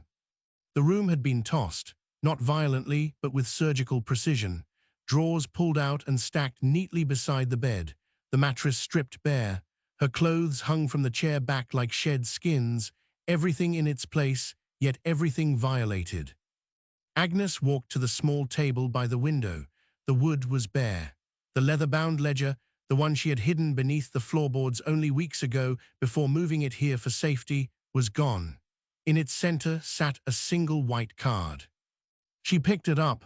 The stock was thick, expensive, the edges gilded. Dr. Thomas Neill Cream, specialist in nervous disorders. 35 Lambeth Road. Beneath the printed text, a handwritten note in ink that looked almost black in the dim light. Your handwriting is cramped, Miss Halloway. It strains the eyes. I have taken the liberty of correcting your notes for the authorities. Agnes dropped the card. It fluttered to the floor, landing face up. He was here, she said. The words felt heavy, like stones in her mouth. He was inside. She moved to the window and looked down into the street. The fog had lifted slightly, revealing the wet gleam of the cobblestones below. A figure stood beneath the gas lamp opposite, the same bowler hat, the same dark coat. He was not looking at the house. He was looking at his watch, checking the time as if waiting for a train. Agnes stepped back from the glass. Her hands shook so violently she had to clasp them together to stop the trembling. This was not a warning. It was a demonstration. He could enter her home, steal her evidence, and stand outside watching her discover the theft without fear of consequence. The law was a cage for people like Mrs. Peabody, for women like Matilda Clover. For him, it was merely scenery. She knelt and retrieved the card. The paper felt smooth, almost oily. She turned it over, nothing on the back, just the blank white space waiting to be filled with more lies. Mrs. Peabody, Agnes called out, her voice steadier now. Did he leave by the front door? The landlady's footsteps creaked on the stairs below. Front door, miss, walked out proper, paid me for the trouble of waiting, he did, said it was for my time. Agnes closed her eyes. He had paid the landlady. He had bought her silence with coin while stealing Agnes's livelihood. The transaction settled in the house like dust. Go back to bed, Mrs. Peabody. Lock your door. And you, miss. I am leaving. Agnes moved to the washstand and poured water from the pitcher into the basin.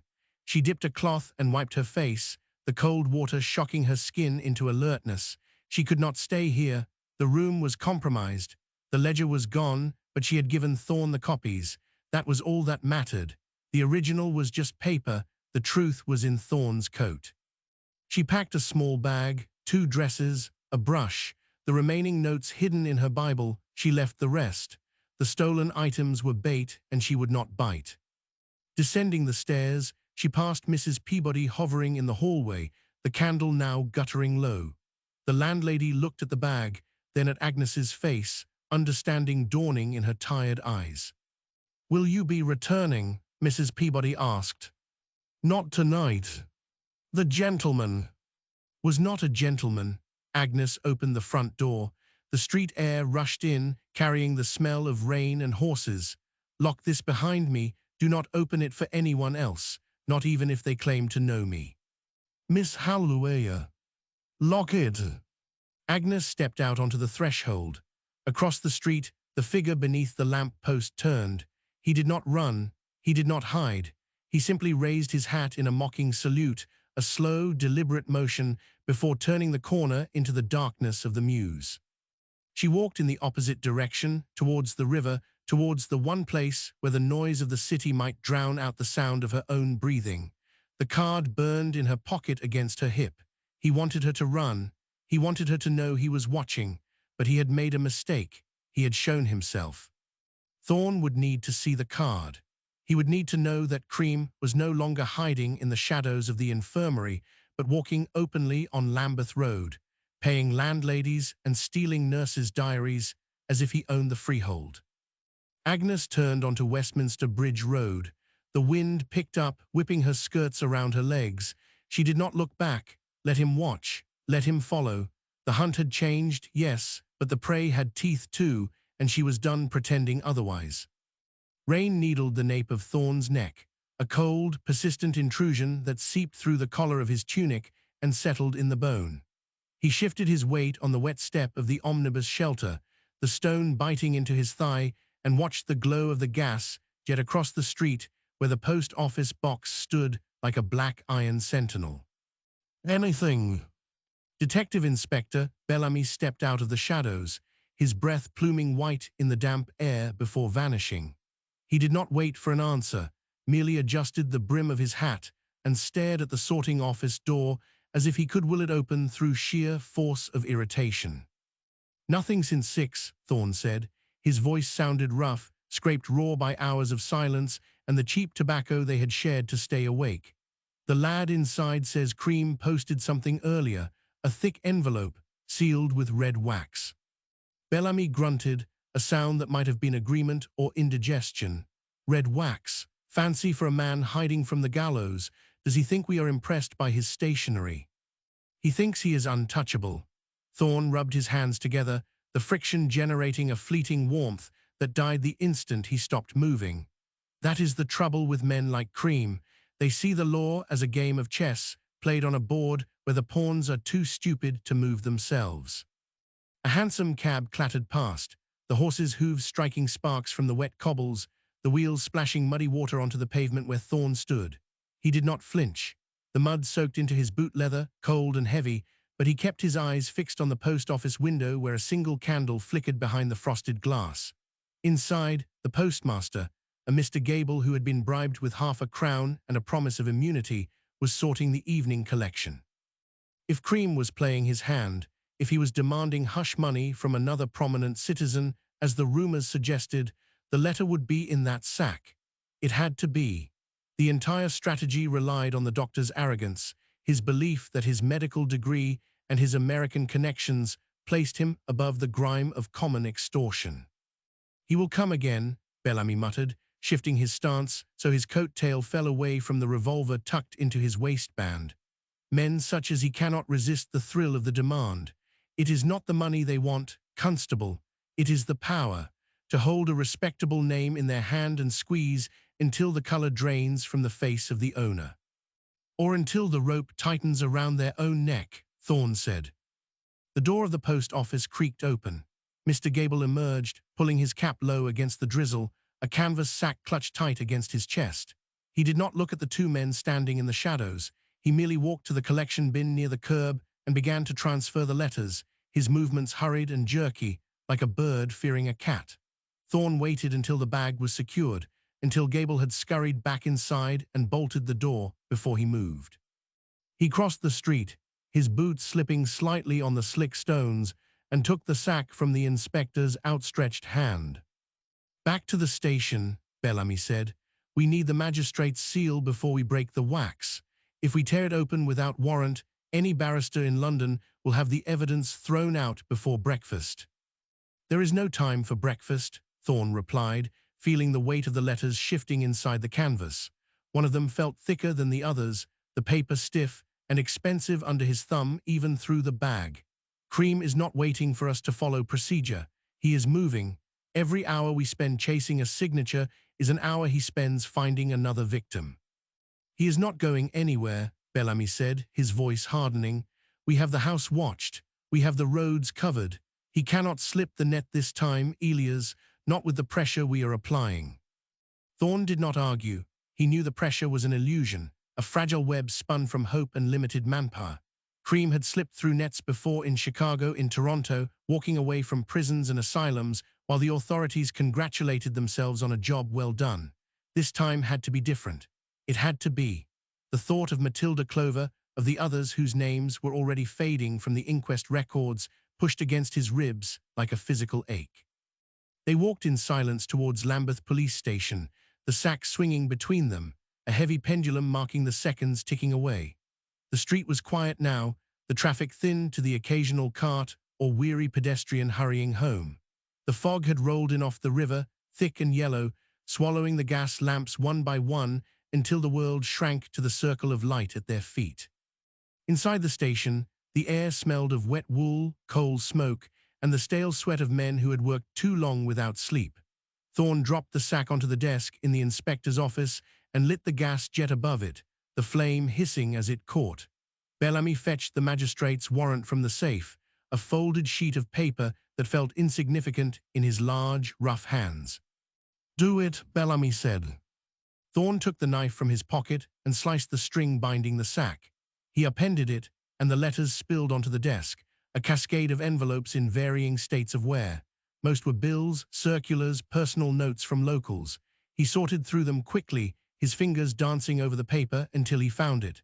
A cream-colored envelope, heavy stock, sealed with a blob of crimson wax, stamped with a crest he did not recognize. The address was written in a precise, looping hand, directed to a prominent surgeon in Harley Street, a man whose name carried weight in the medical councils. He broke the seal, the wax crumbled under the knife, falling to the desk in red shards. Inside, a single sheet of notepaper.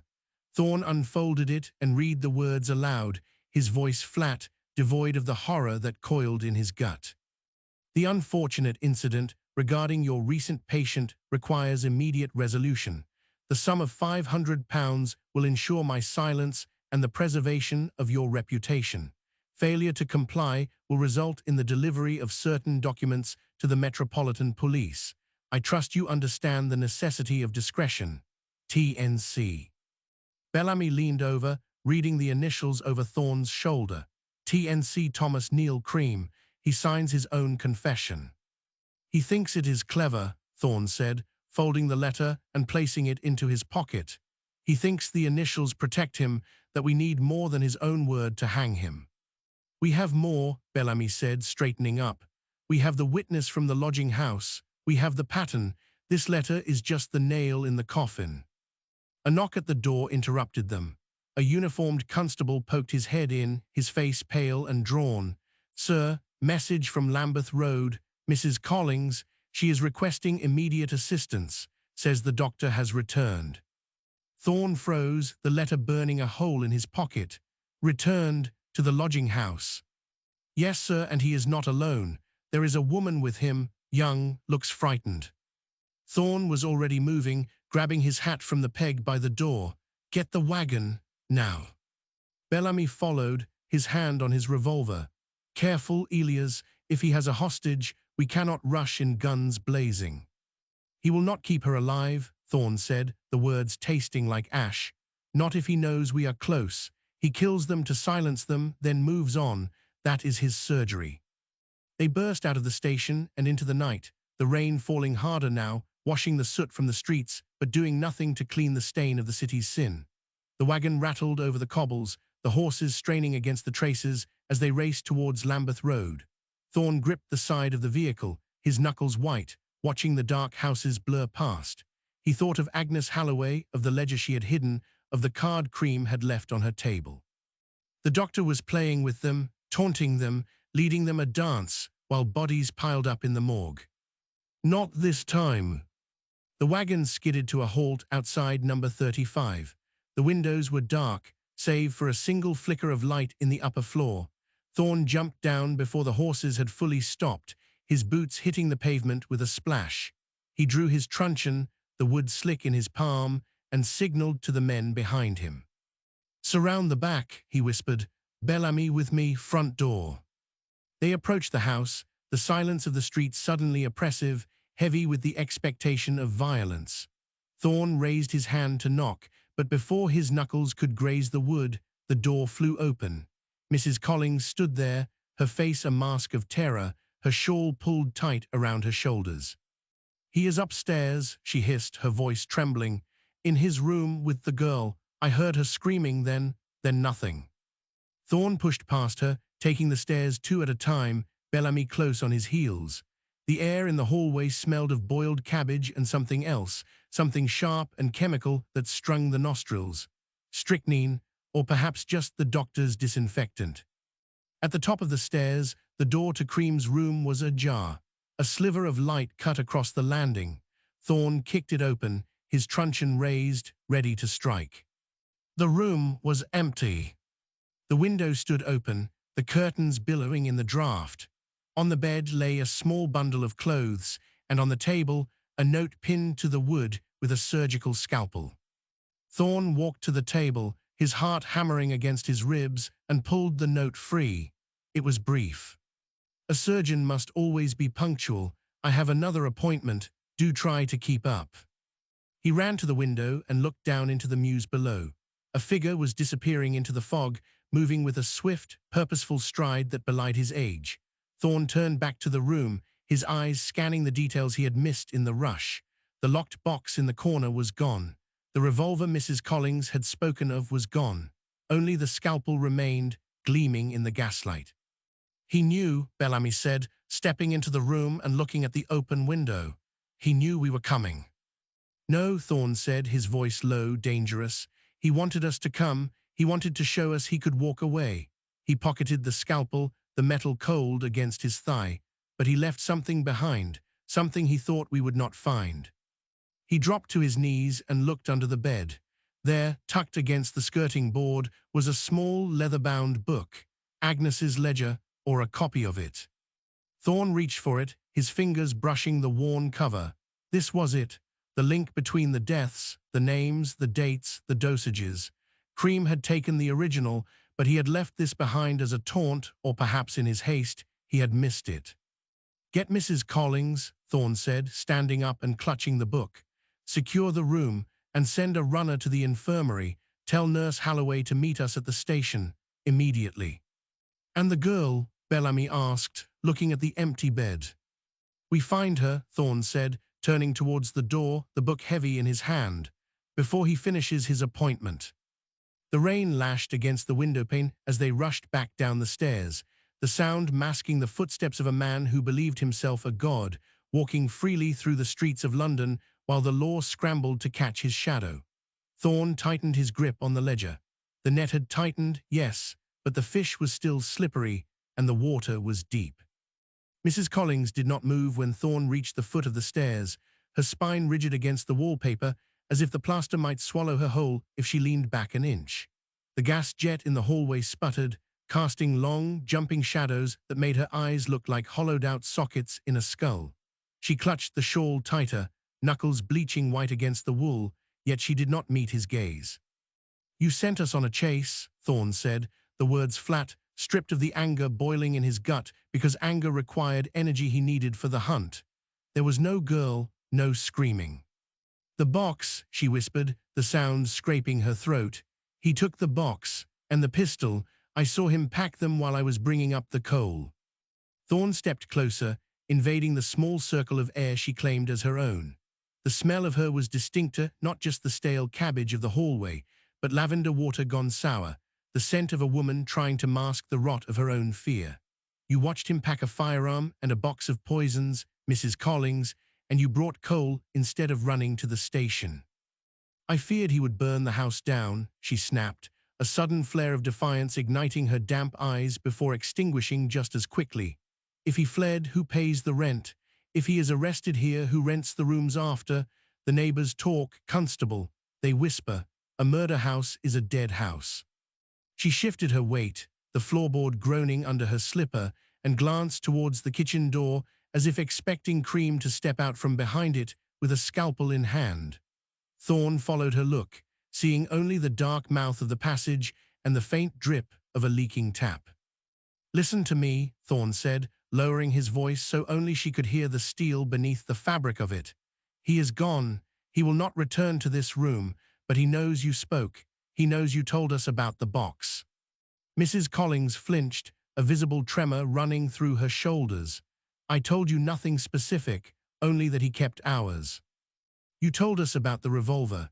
You told us about the locked case he carried when he left last Tuesday, the night Matilda Clover died.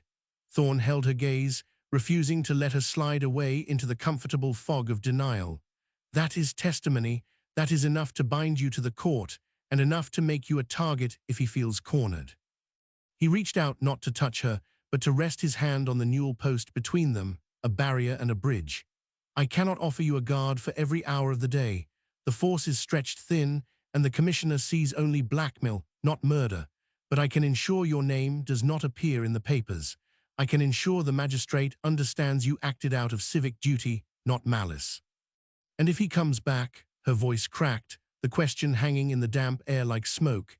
He has keys. He has a way of entering without sound. He is a doctor, Mr. Thorne. He knows how to stop a heart without leaving a mark. Then you will not be here tonight. Thorne turned slightly, signaling to Bellamy, who had paused on the lower step, listening. Bellamy, arrange for Mrs. Collins to stay with her sister in Bermondsey, tonight, now. I cannot leave the property, she protested, though her feet were already shifting towards the door. Who will watch the lodgers? The lodgers can sleep in the street for all I care, Thorne said, the exhaustion finally leaking into his tone. You are the witness. Without you, the box is just a story I tell a magistrate who has never seen a strychnine convulsion. With you, it is evidence. He pulled the leather-bound book from inside his coat, the cover worn and stained with something dark that might have been ink or might have been blood. He held it out to her, not to give, but to show. This was under his bed, a list, names, dates, amounts paid. It matches what Nurse Halloway saw in the infirmary ledger before it vanished, but it lacks the final link. It lacks the confirmation of what was in that box. Mrs. Collins stared at the book as if it were a live coal. She did not reach for it. I saw pills, she said, the words tumbling out fast now, desperate to be rid of them. White capsules. He put them in a velvet pouch. And the revolver, it was small, a lady's pistol. He said it was for protection against rough patients. Rough patients, Thorne repeated, the irony tasting like bile. And the girl you claimed was screaming. There was no girl, she admitted, her shoulders slumping as the lie collapsed under the weight of his scrutiny. I heard a noise, a thud, like a body falling. Then I heard him locking the box. I panicked. I thought if I said there was a girl, you would come faster. Thorne closed his eyes for a second, the frustration, a physical pressure behind his eyelids, a false alarm, a waste of minutes they could not afford. Yet the confession about the box was real. The fear was real. It does not matter why you called, he said, opening his eyes and fixing her with a look that brooked no argument. What matters is that you saw the box, you saw the gun. You will swear to this before a magistrate within the hour. If you hesitate, if you change your story, I will charge you with obstructing a murder investigation. Do you understand? She nodded, a jerky, bird-like motion. I understand. Good. Thorne turned to Bellamy. Get her out. Use the back alley. Do not let anyone see her leave. As Bellamy ushered the trembling landlady towards the kitchen, Thorne climbed the stairs again, his boots heavy on the wood. He needed to see the room one more time, to feel the space Cream had occupied, to find the thread the doctor had left pulling. The window still gaped open, the rain blowing in to dampen the rug, but the air smelled less of chemicals now and more of the city outsider coal smoke, wet horse manure, the iron tang of the river.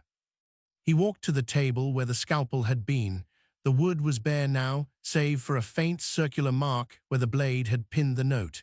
He ran a finger over it, feeling the groove. Cream was precise. Even in his taunts, he was surgical.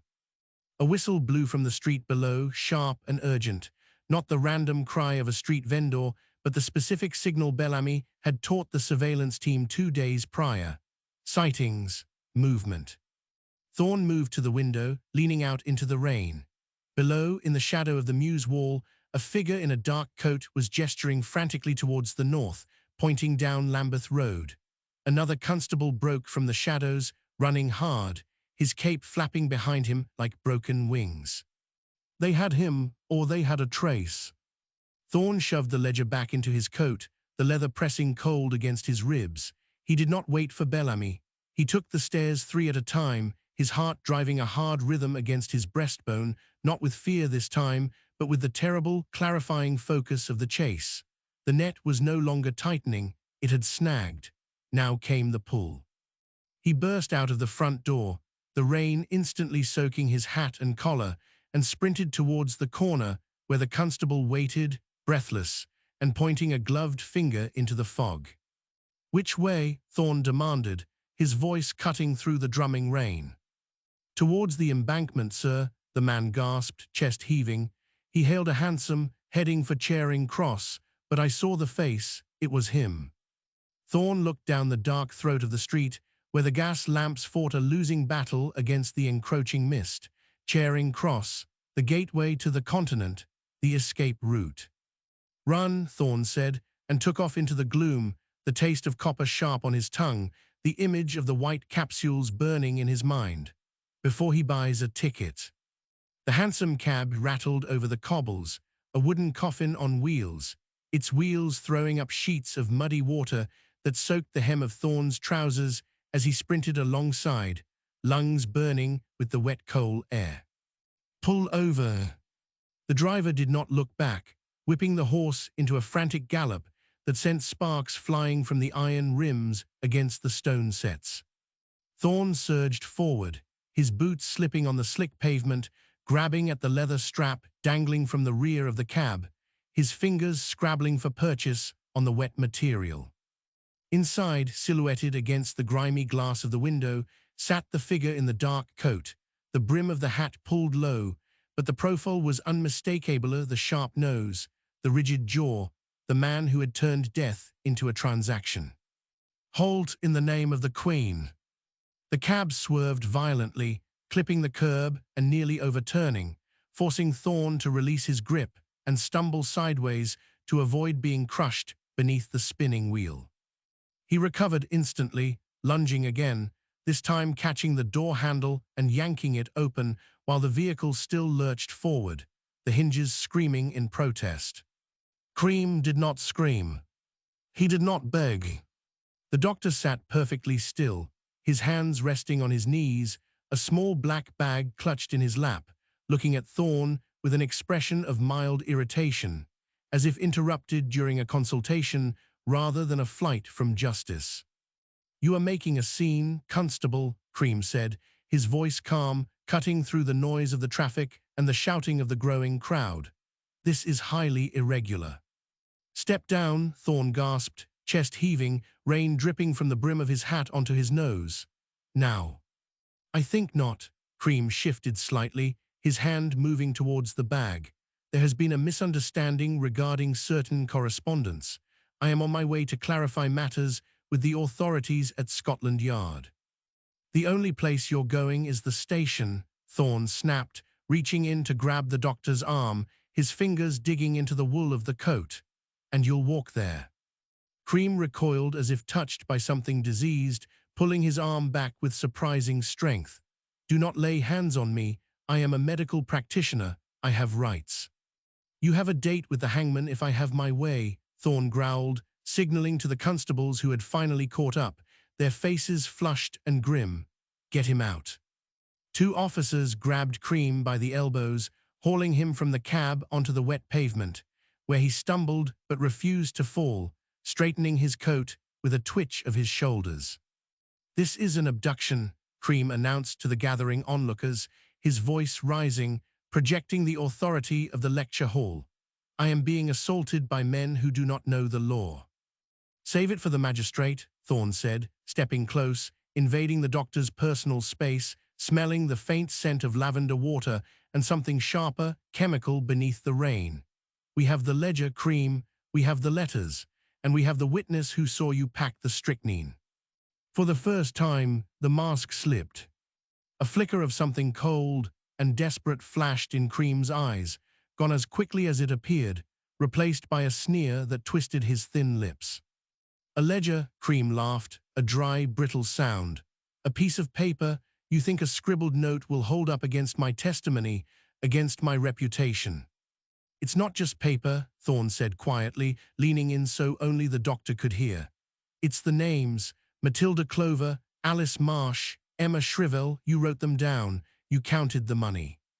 Cream stopped struggling for a second, his body going rigid in the grip of the officers. "You know nothing," he whispered, the venom dripping from every syllable. "You are a petty functionary, A cog. I am the surgeon who cuts out the rot. The rot's inside you, Thorne said, stepping back and nodding to the sergeant. Take him.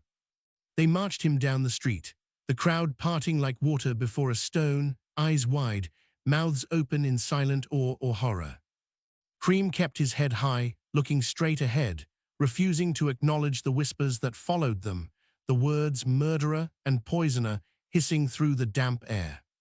Thorne walked behind them, his hand resting on the pocket where the ledger lay, feeling the weight of it, the heavy truth of it pressing against his hip. The rain had slowed to a drizzle, misting the gas lamps until they haloed in the gloom, casting long, distorted shadows that stretched out ahead of the prisoner like grasping fingers. At the corner, a photographer waited, tripod set up, lens cap in hand, ready to capture the fall of the great doctor for the evening editions. Cream saw him and raised a hand to shield his face, a sudden, frantic gesture that betrayed the calm facade he had tried to maintain. Cover him, Thorne ordered, not out of mercy, but to deny the doctor the dignity of controlling his own image even now. A constable stepped in front of the lens, blocking the shot, and Cream dropped his hand, his shoulders slumping just an inch, the defeat finally seeping into his bones.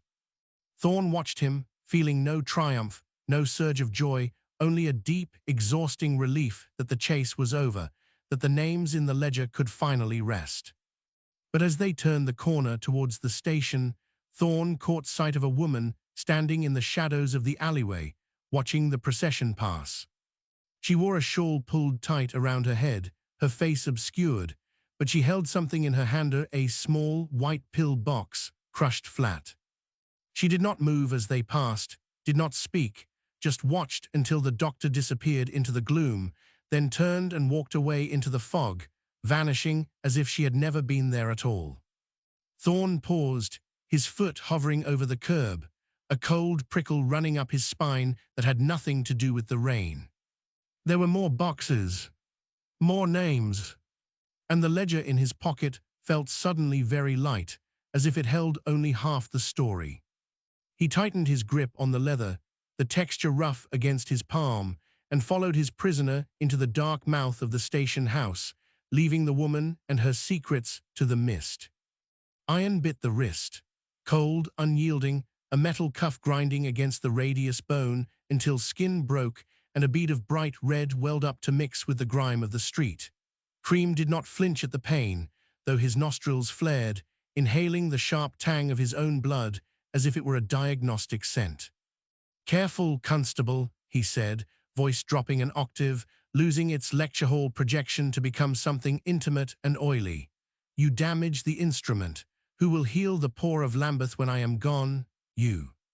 Thorne ignored the bait, his own fingers numb from the rain and the tension, fumbling slightly with the second bracelet of the handcuffs.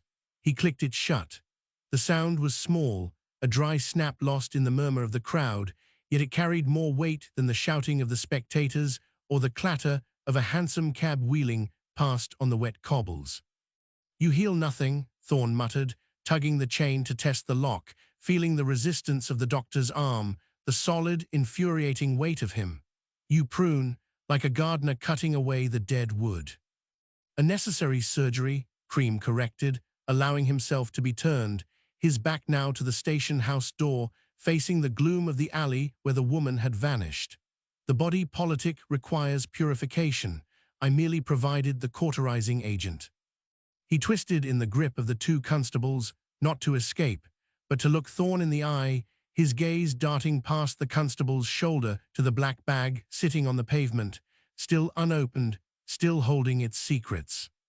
"And you," Cream continued, a smile touching his lips, thin and devoid of warmth, "you are the scavenger bird that picks the bones clean after the lion has fed. Do not mistake yourself for the hunter." Thorne stepped forward, invading the space again, close enough to see the dilated pupils, the slight tremor in the doctor's left hand that betrayed the calm voice. He reached down, ignoring the protest from the sergeant, and yanked the leather bag towards him, the handle creaking under the strain. "We'll see who feeds," Thorne said.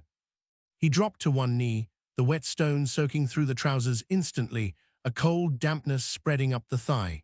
His fingers worked the brass clasps of the bag, stiff with age and lack of use, resisting until he applied pressure with his thumb, feeling the metal give with a reluctant click.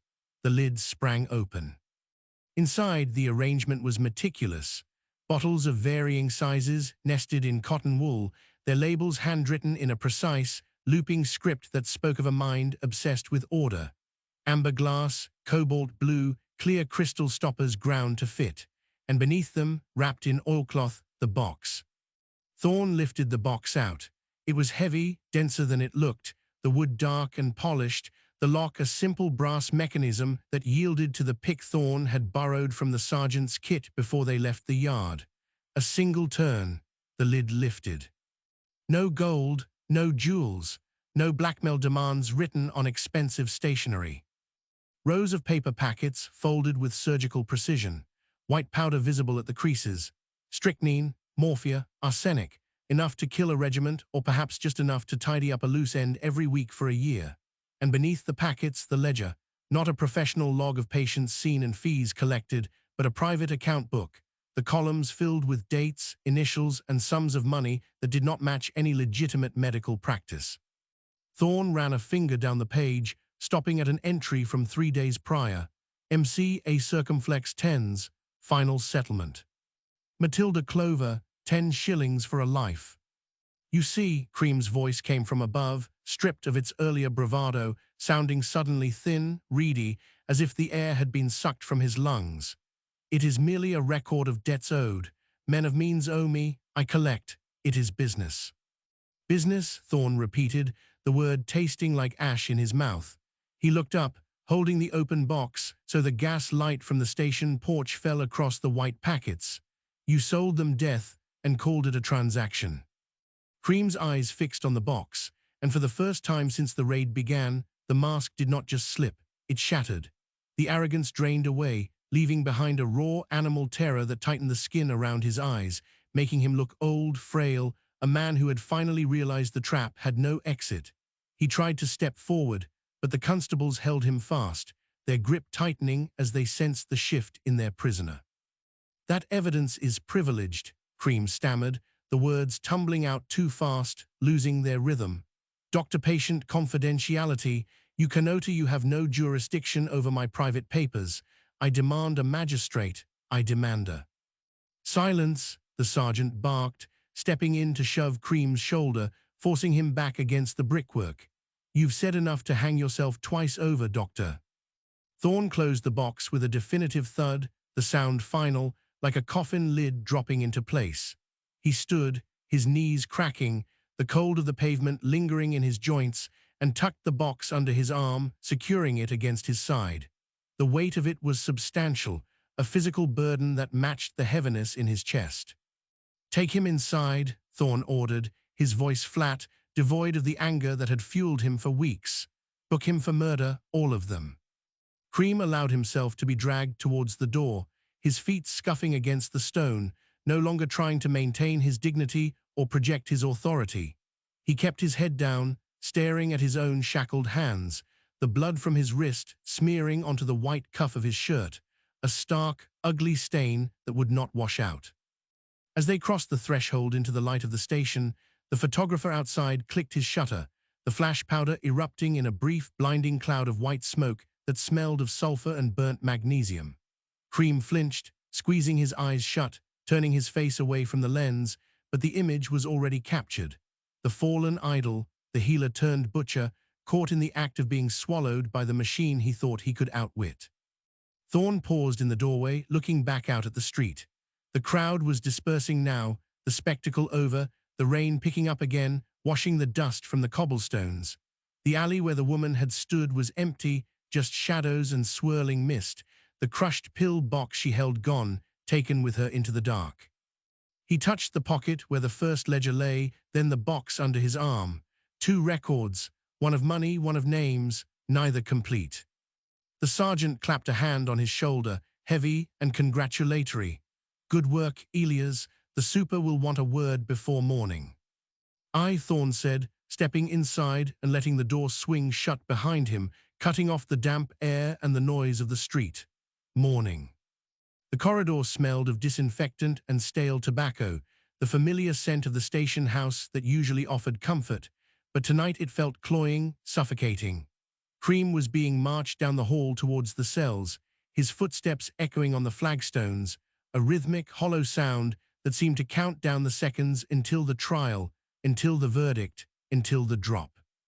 Thorne watched him go, feeling no surge of triumph, no satisfaction in the justice being served.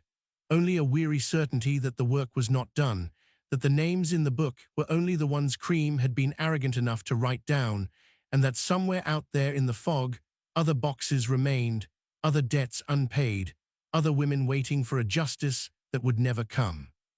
He turned away from the cells and walked towards his desk, the box of poisons heavy in his grip, a silent testament to the rot that had been cut out, yet left a wound that would never fully heal. The press of bodies against the iron railings smelled of wet wool, stale tobacco, and the sharp, acidic tang of coal smoke that clung to the back of the throat. Thorne stood slightly apart from the main surge, his back pressed against the cold brick of a neighboring warehouse, watching the crowd swell like a dark tide against the grey stone of Newgate. Morning light fought to penetrate the haze hanging over the Old Bailey, a sickly yellow bruise on the sky that offered warmth without comfort. He shifted his weight, the leather of his boots creaking in the quiet, and pulled his collar tighter against the damp chill that seeped through his coat. Nothing moved inside the prison walls. A man beside him, cap pulled low over eyes red-rimmed from lack of sleep, nudged Thorne's elbow with a gloved hand. "Reckon it's done then? They haven't shown the flag." "Soon," Thorne said. His voice sounded rough, unused, as if the gravel of the street had lodged in his larynx during the night. "Bad business, this one." The man spat on the pavement, the globule landing near Thorne's toe.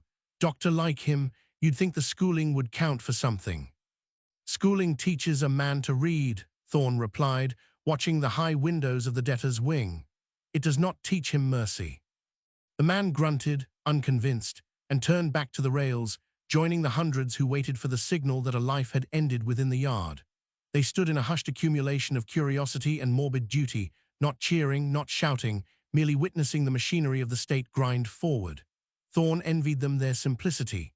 For them, this was an event, a break in the monotony of labor and rent and hunger, a spectacle to discuss over supper. For him, it was the final punctuation mark on a sentence he had been writing since the first body was pulled from the Thames, since Matilda Clover's name was first whispered in the infirmary corridors. He closed his eyes for a second, letting the noise of the street fade into a dull roar. The arrest felt like a different lifetime, though the calendar claimed only months had passed. The memory of Cream's face in the cell, the shattering of that arrogant mask, offered no satisfaction now. It was just another file closed, another box ticked in the ledger of the Metropolitan Police, while the city around them continued to breathe, indifferent to the justice being dispensed behind stone walls. A bird landed on the railing ahead, a sparrow pecking at a crust of bread discarded by a newsboy, utterly unconcerned with the drama unfolding behind it. Thorne watched the small creature, the frantic movement of its head, the grey feathers ruffled by the breeze.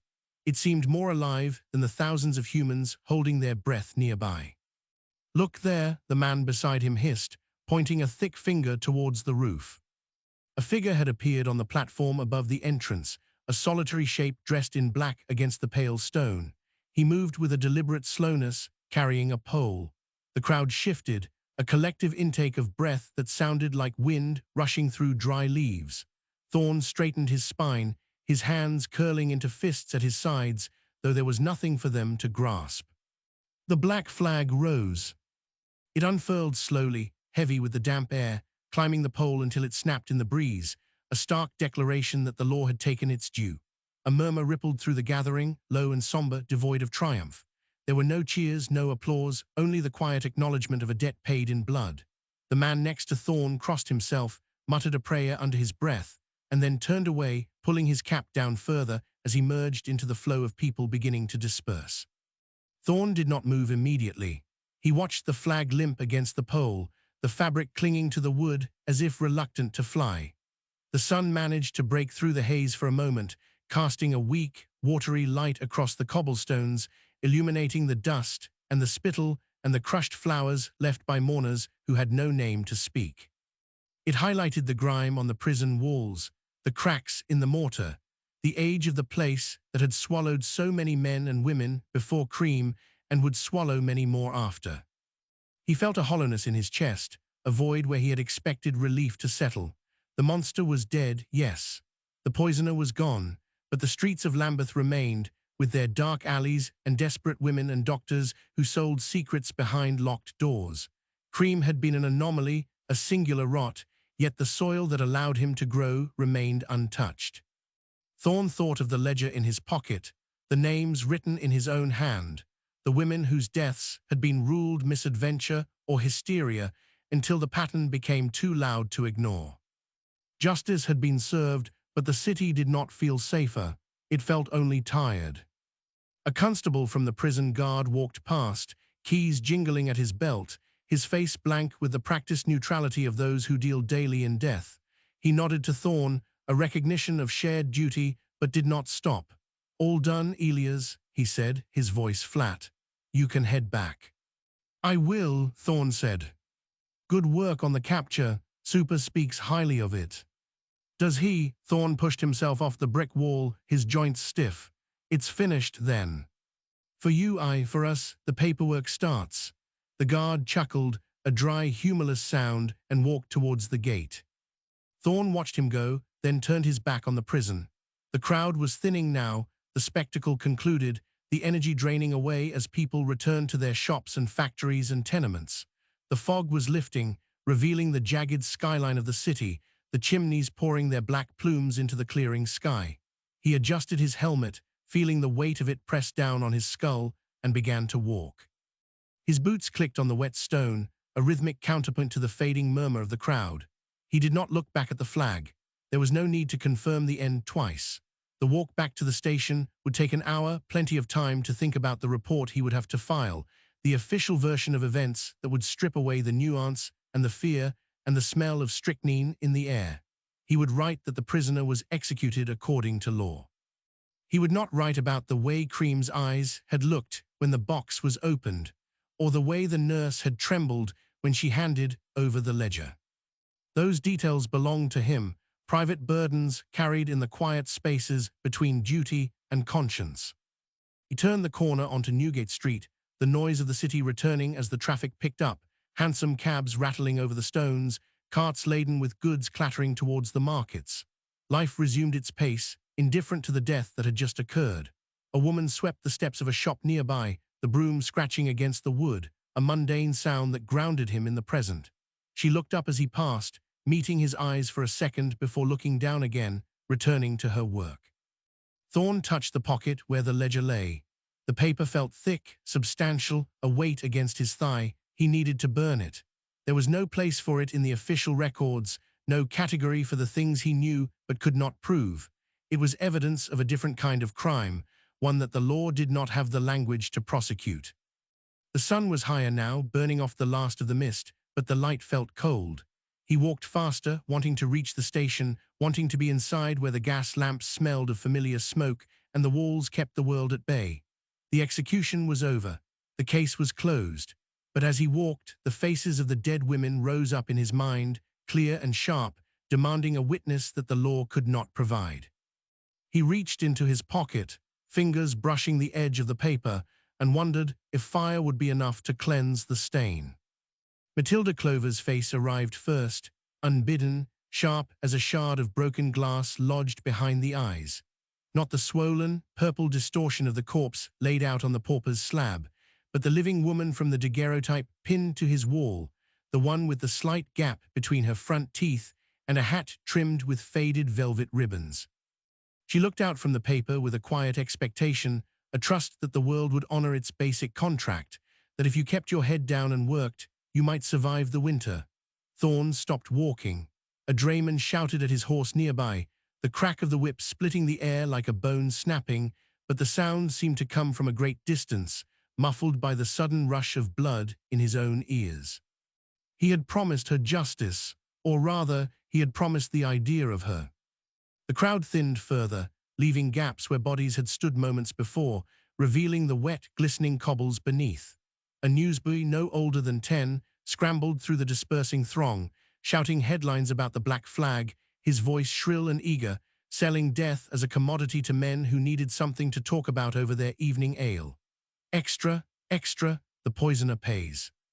The boy's cap was too large, slipping over one ear, and his boots were split at the toe, letting the cold sludge of the street seep into his socks. Thorne watched him run, felt a tightness in his throat that had nothing to do with the smoke choking the city.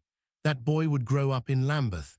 He would breathe the same air that carried the scent of chemical waste from the factories and the rot from the open sewers. He would see women like Matilda, like Alice, like the others whose names were now just ink stains in a ledger destined for the fire. And he would learn, eventually, that their lives were worth less than the glass vial that ended them. Thorne resumed his pace, but the rhythm felt wrong, disjointed, as if his legs were moving through water while the rest of the city marched on dry land. The ledger in his pocket seemed to grow heavier, pulling at the wool of his tunic, a physical anchor dragging him back to the infirmary wards where Nurse Halloway had whispered her truths in the shadows of the linen cupboard. He could hear her voice still, trembling not with fear, but with a furious, suppressed grief, listing the symptoms that the senior physicians had dismissed as hysteria or moral weakness. The arching spine, the locked jaw, the terrible, silent scream frozen on a face turned blue by lack of air opisthotonus, a word for a medical textbook, sterile and clean, stripping the agony of its humanity until it became merely a data point in a doctor's career advancement. Cream had understood this. He had counted on it. The doctor had worn his respectability like a suit of armor, polished and impenetrable, knowing that the law saw the fabric before it saw the man beneath. A gentleman doctor could not be a murderer. Therefore, the women who died in his care must have been flawed, damaged goods who brought their fate upon themselves through their own indiscretions. Thorne kicked a loose stone, watching it skitter across the pavement until it vanished into a gutter clogged with horse manure and discarded cabbage leaves. The system had worked exactly as designed.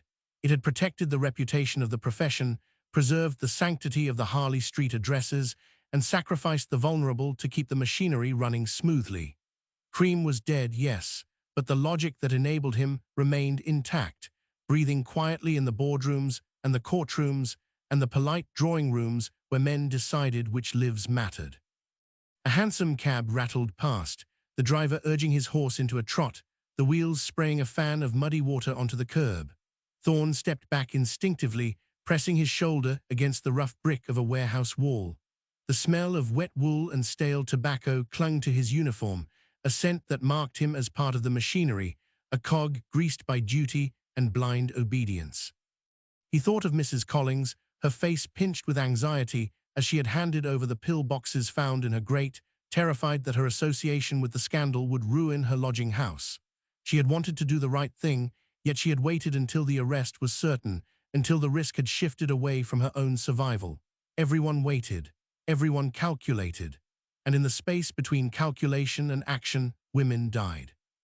The sun broke through completely now, casting long, stark shadows that stretched across the street like grasping fingers. It illuminated the dust motes dancing in the air, tiny particles of grit and soot that settled on everything, coating the city in a fine grey film. Thorne wiped his hand across his mouth, tasting the salt of his own sweat mixed with the metallic tang of the air. He remembered the last time he had seen Cream alive, in the holding cell before the transfer to Newgate. The doctor had not looked defeated. He had looked bored, picking at a loose thread on his cuff with meticulous care, as if the impending drop was merely a minor inconvenience in a busy schedule. He had asked for a glass of water, specified the temperature, and thanked the warder with a polite nod.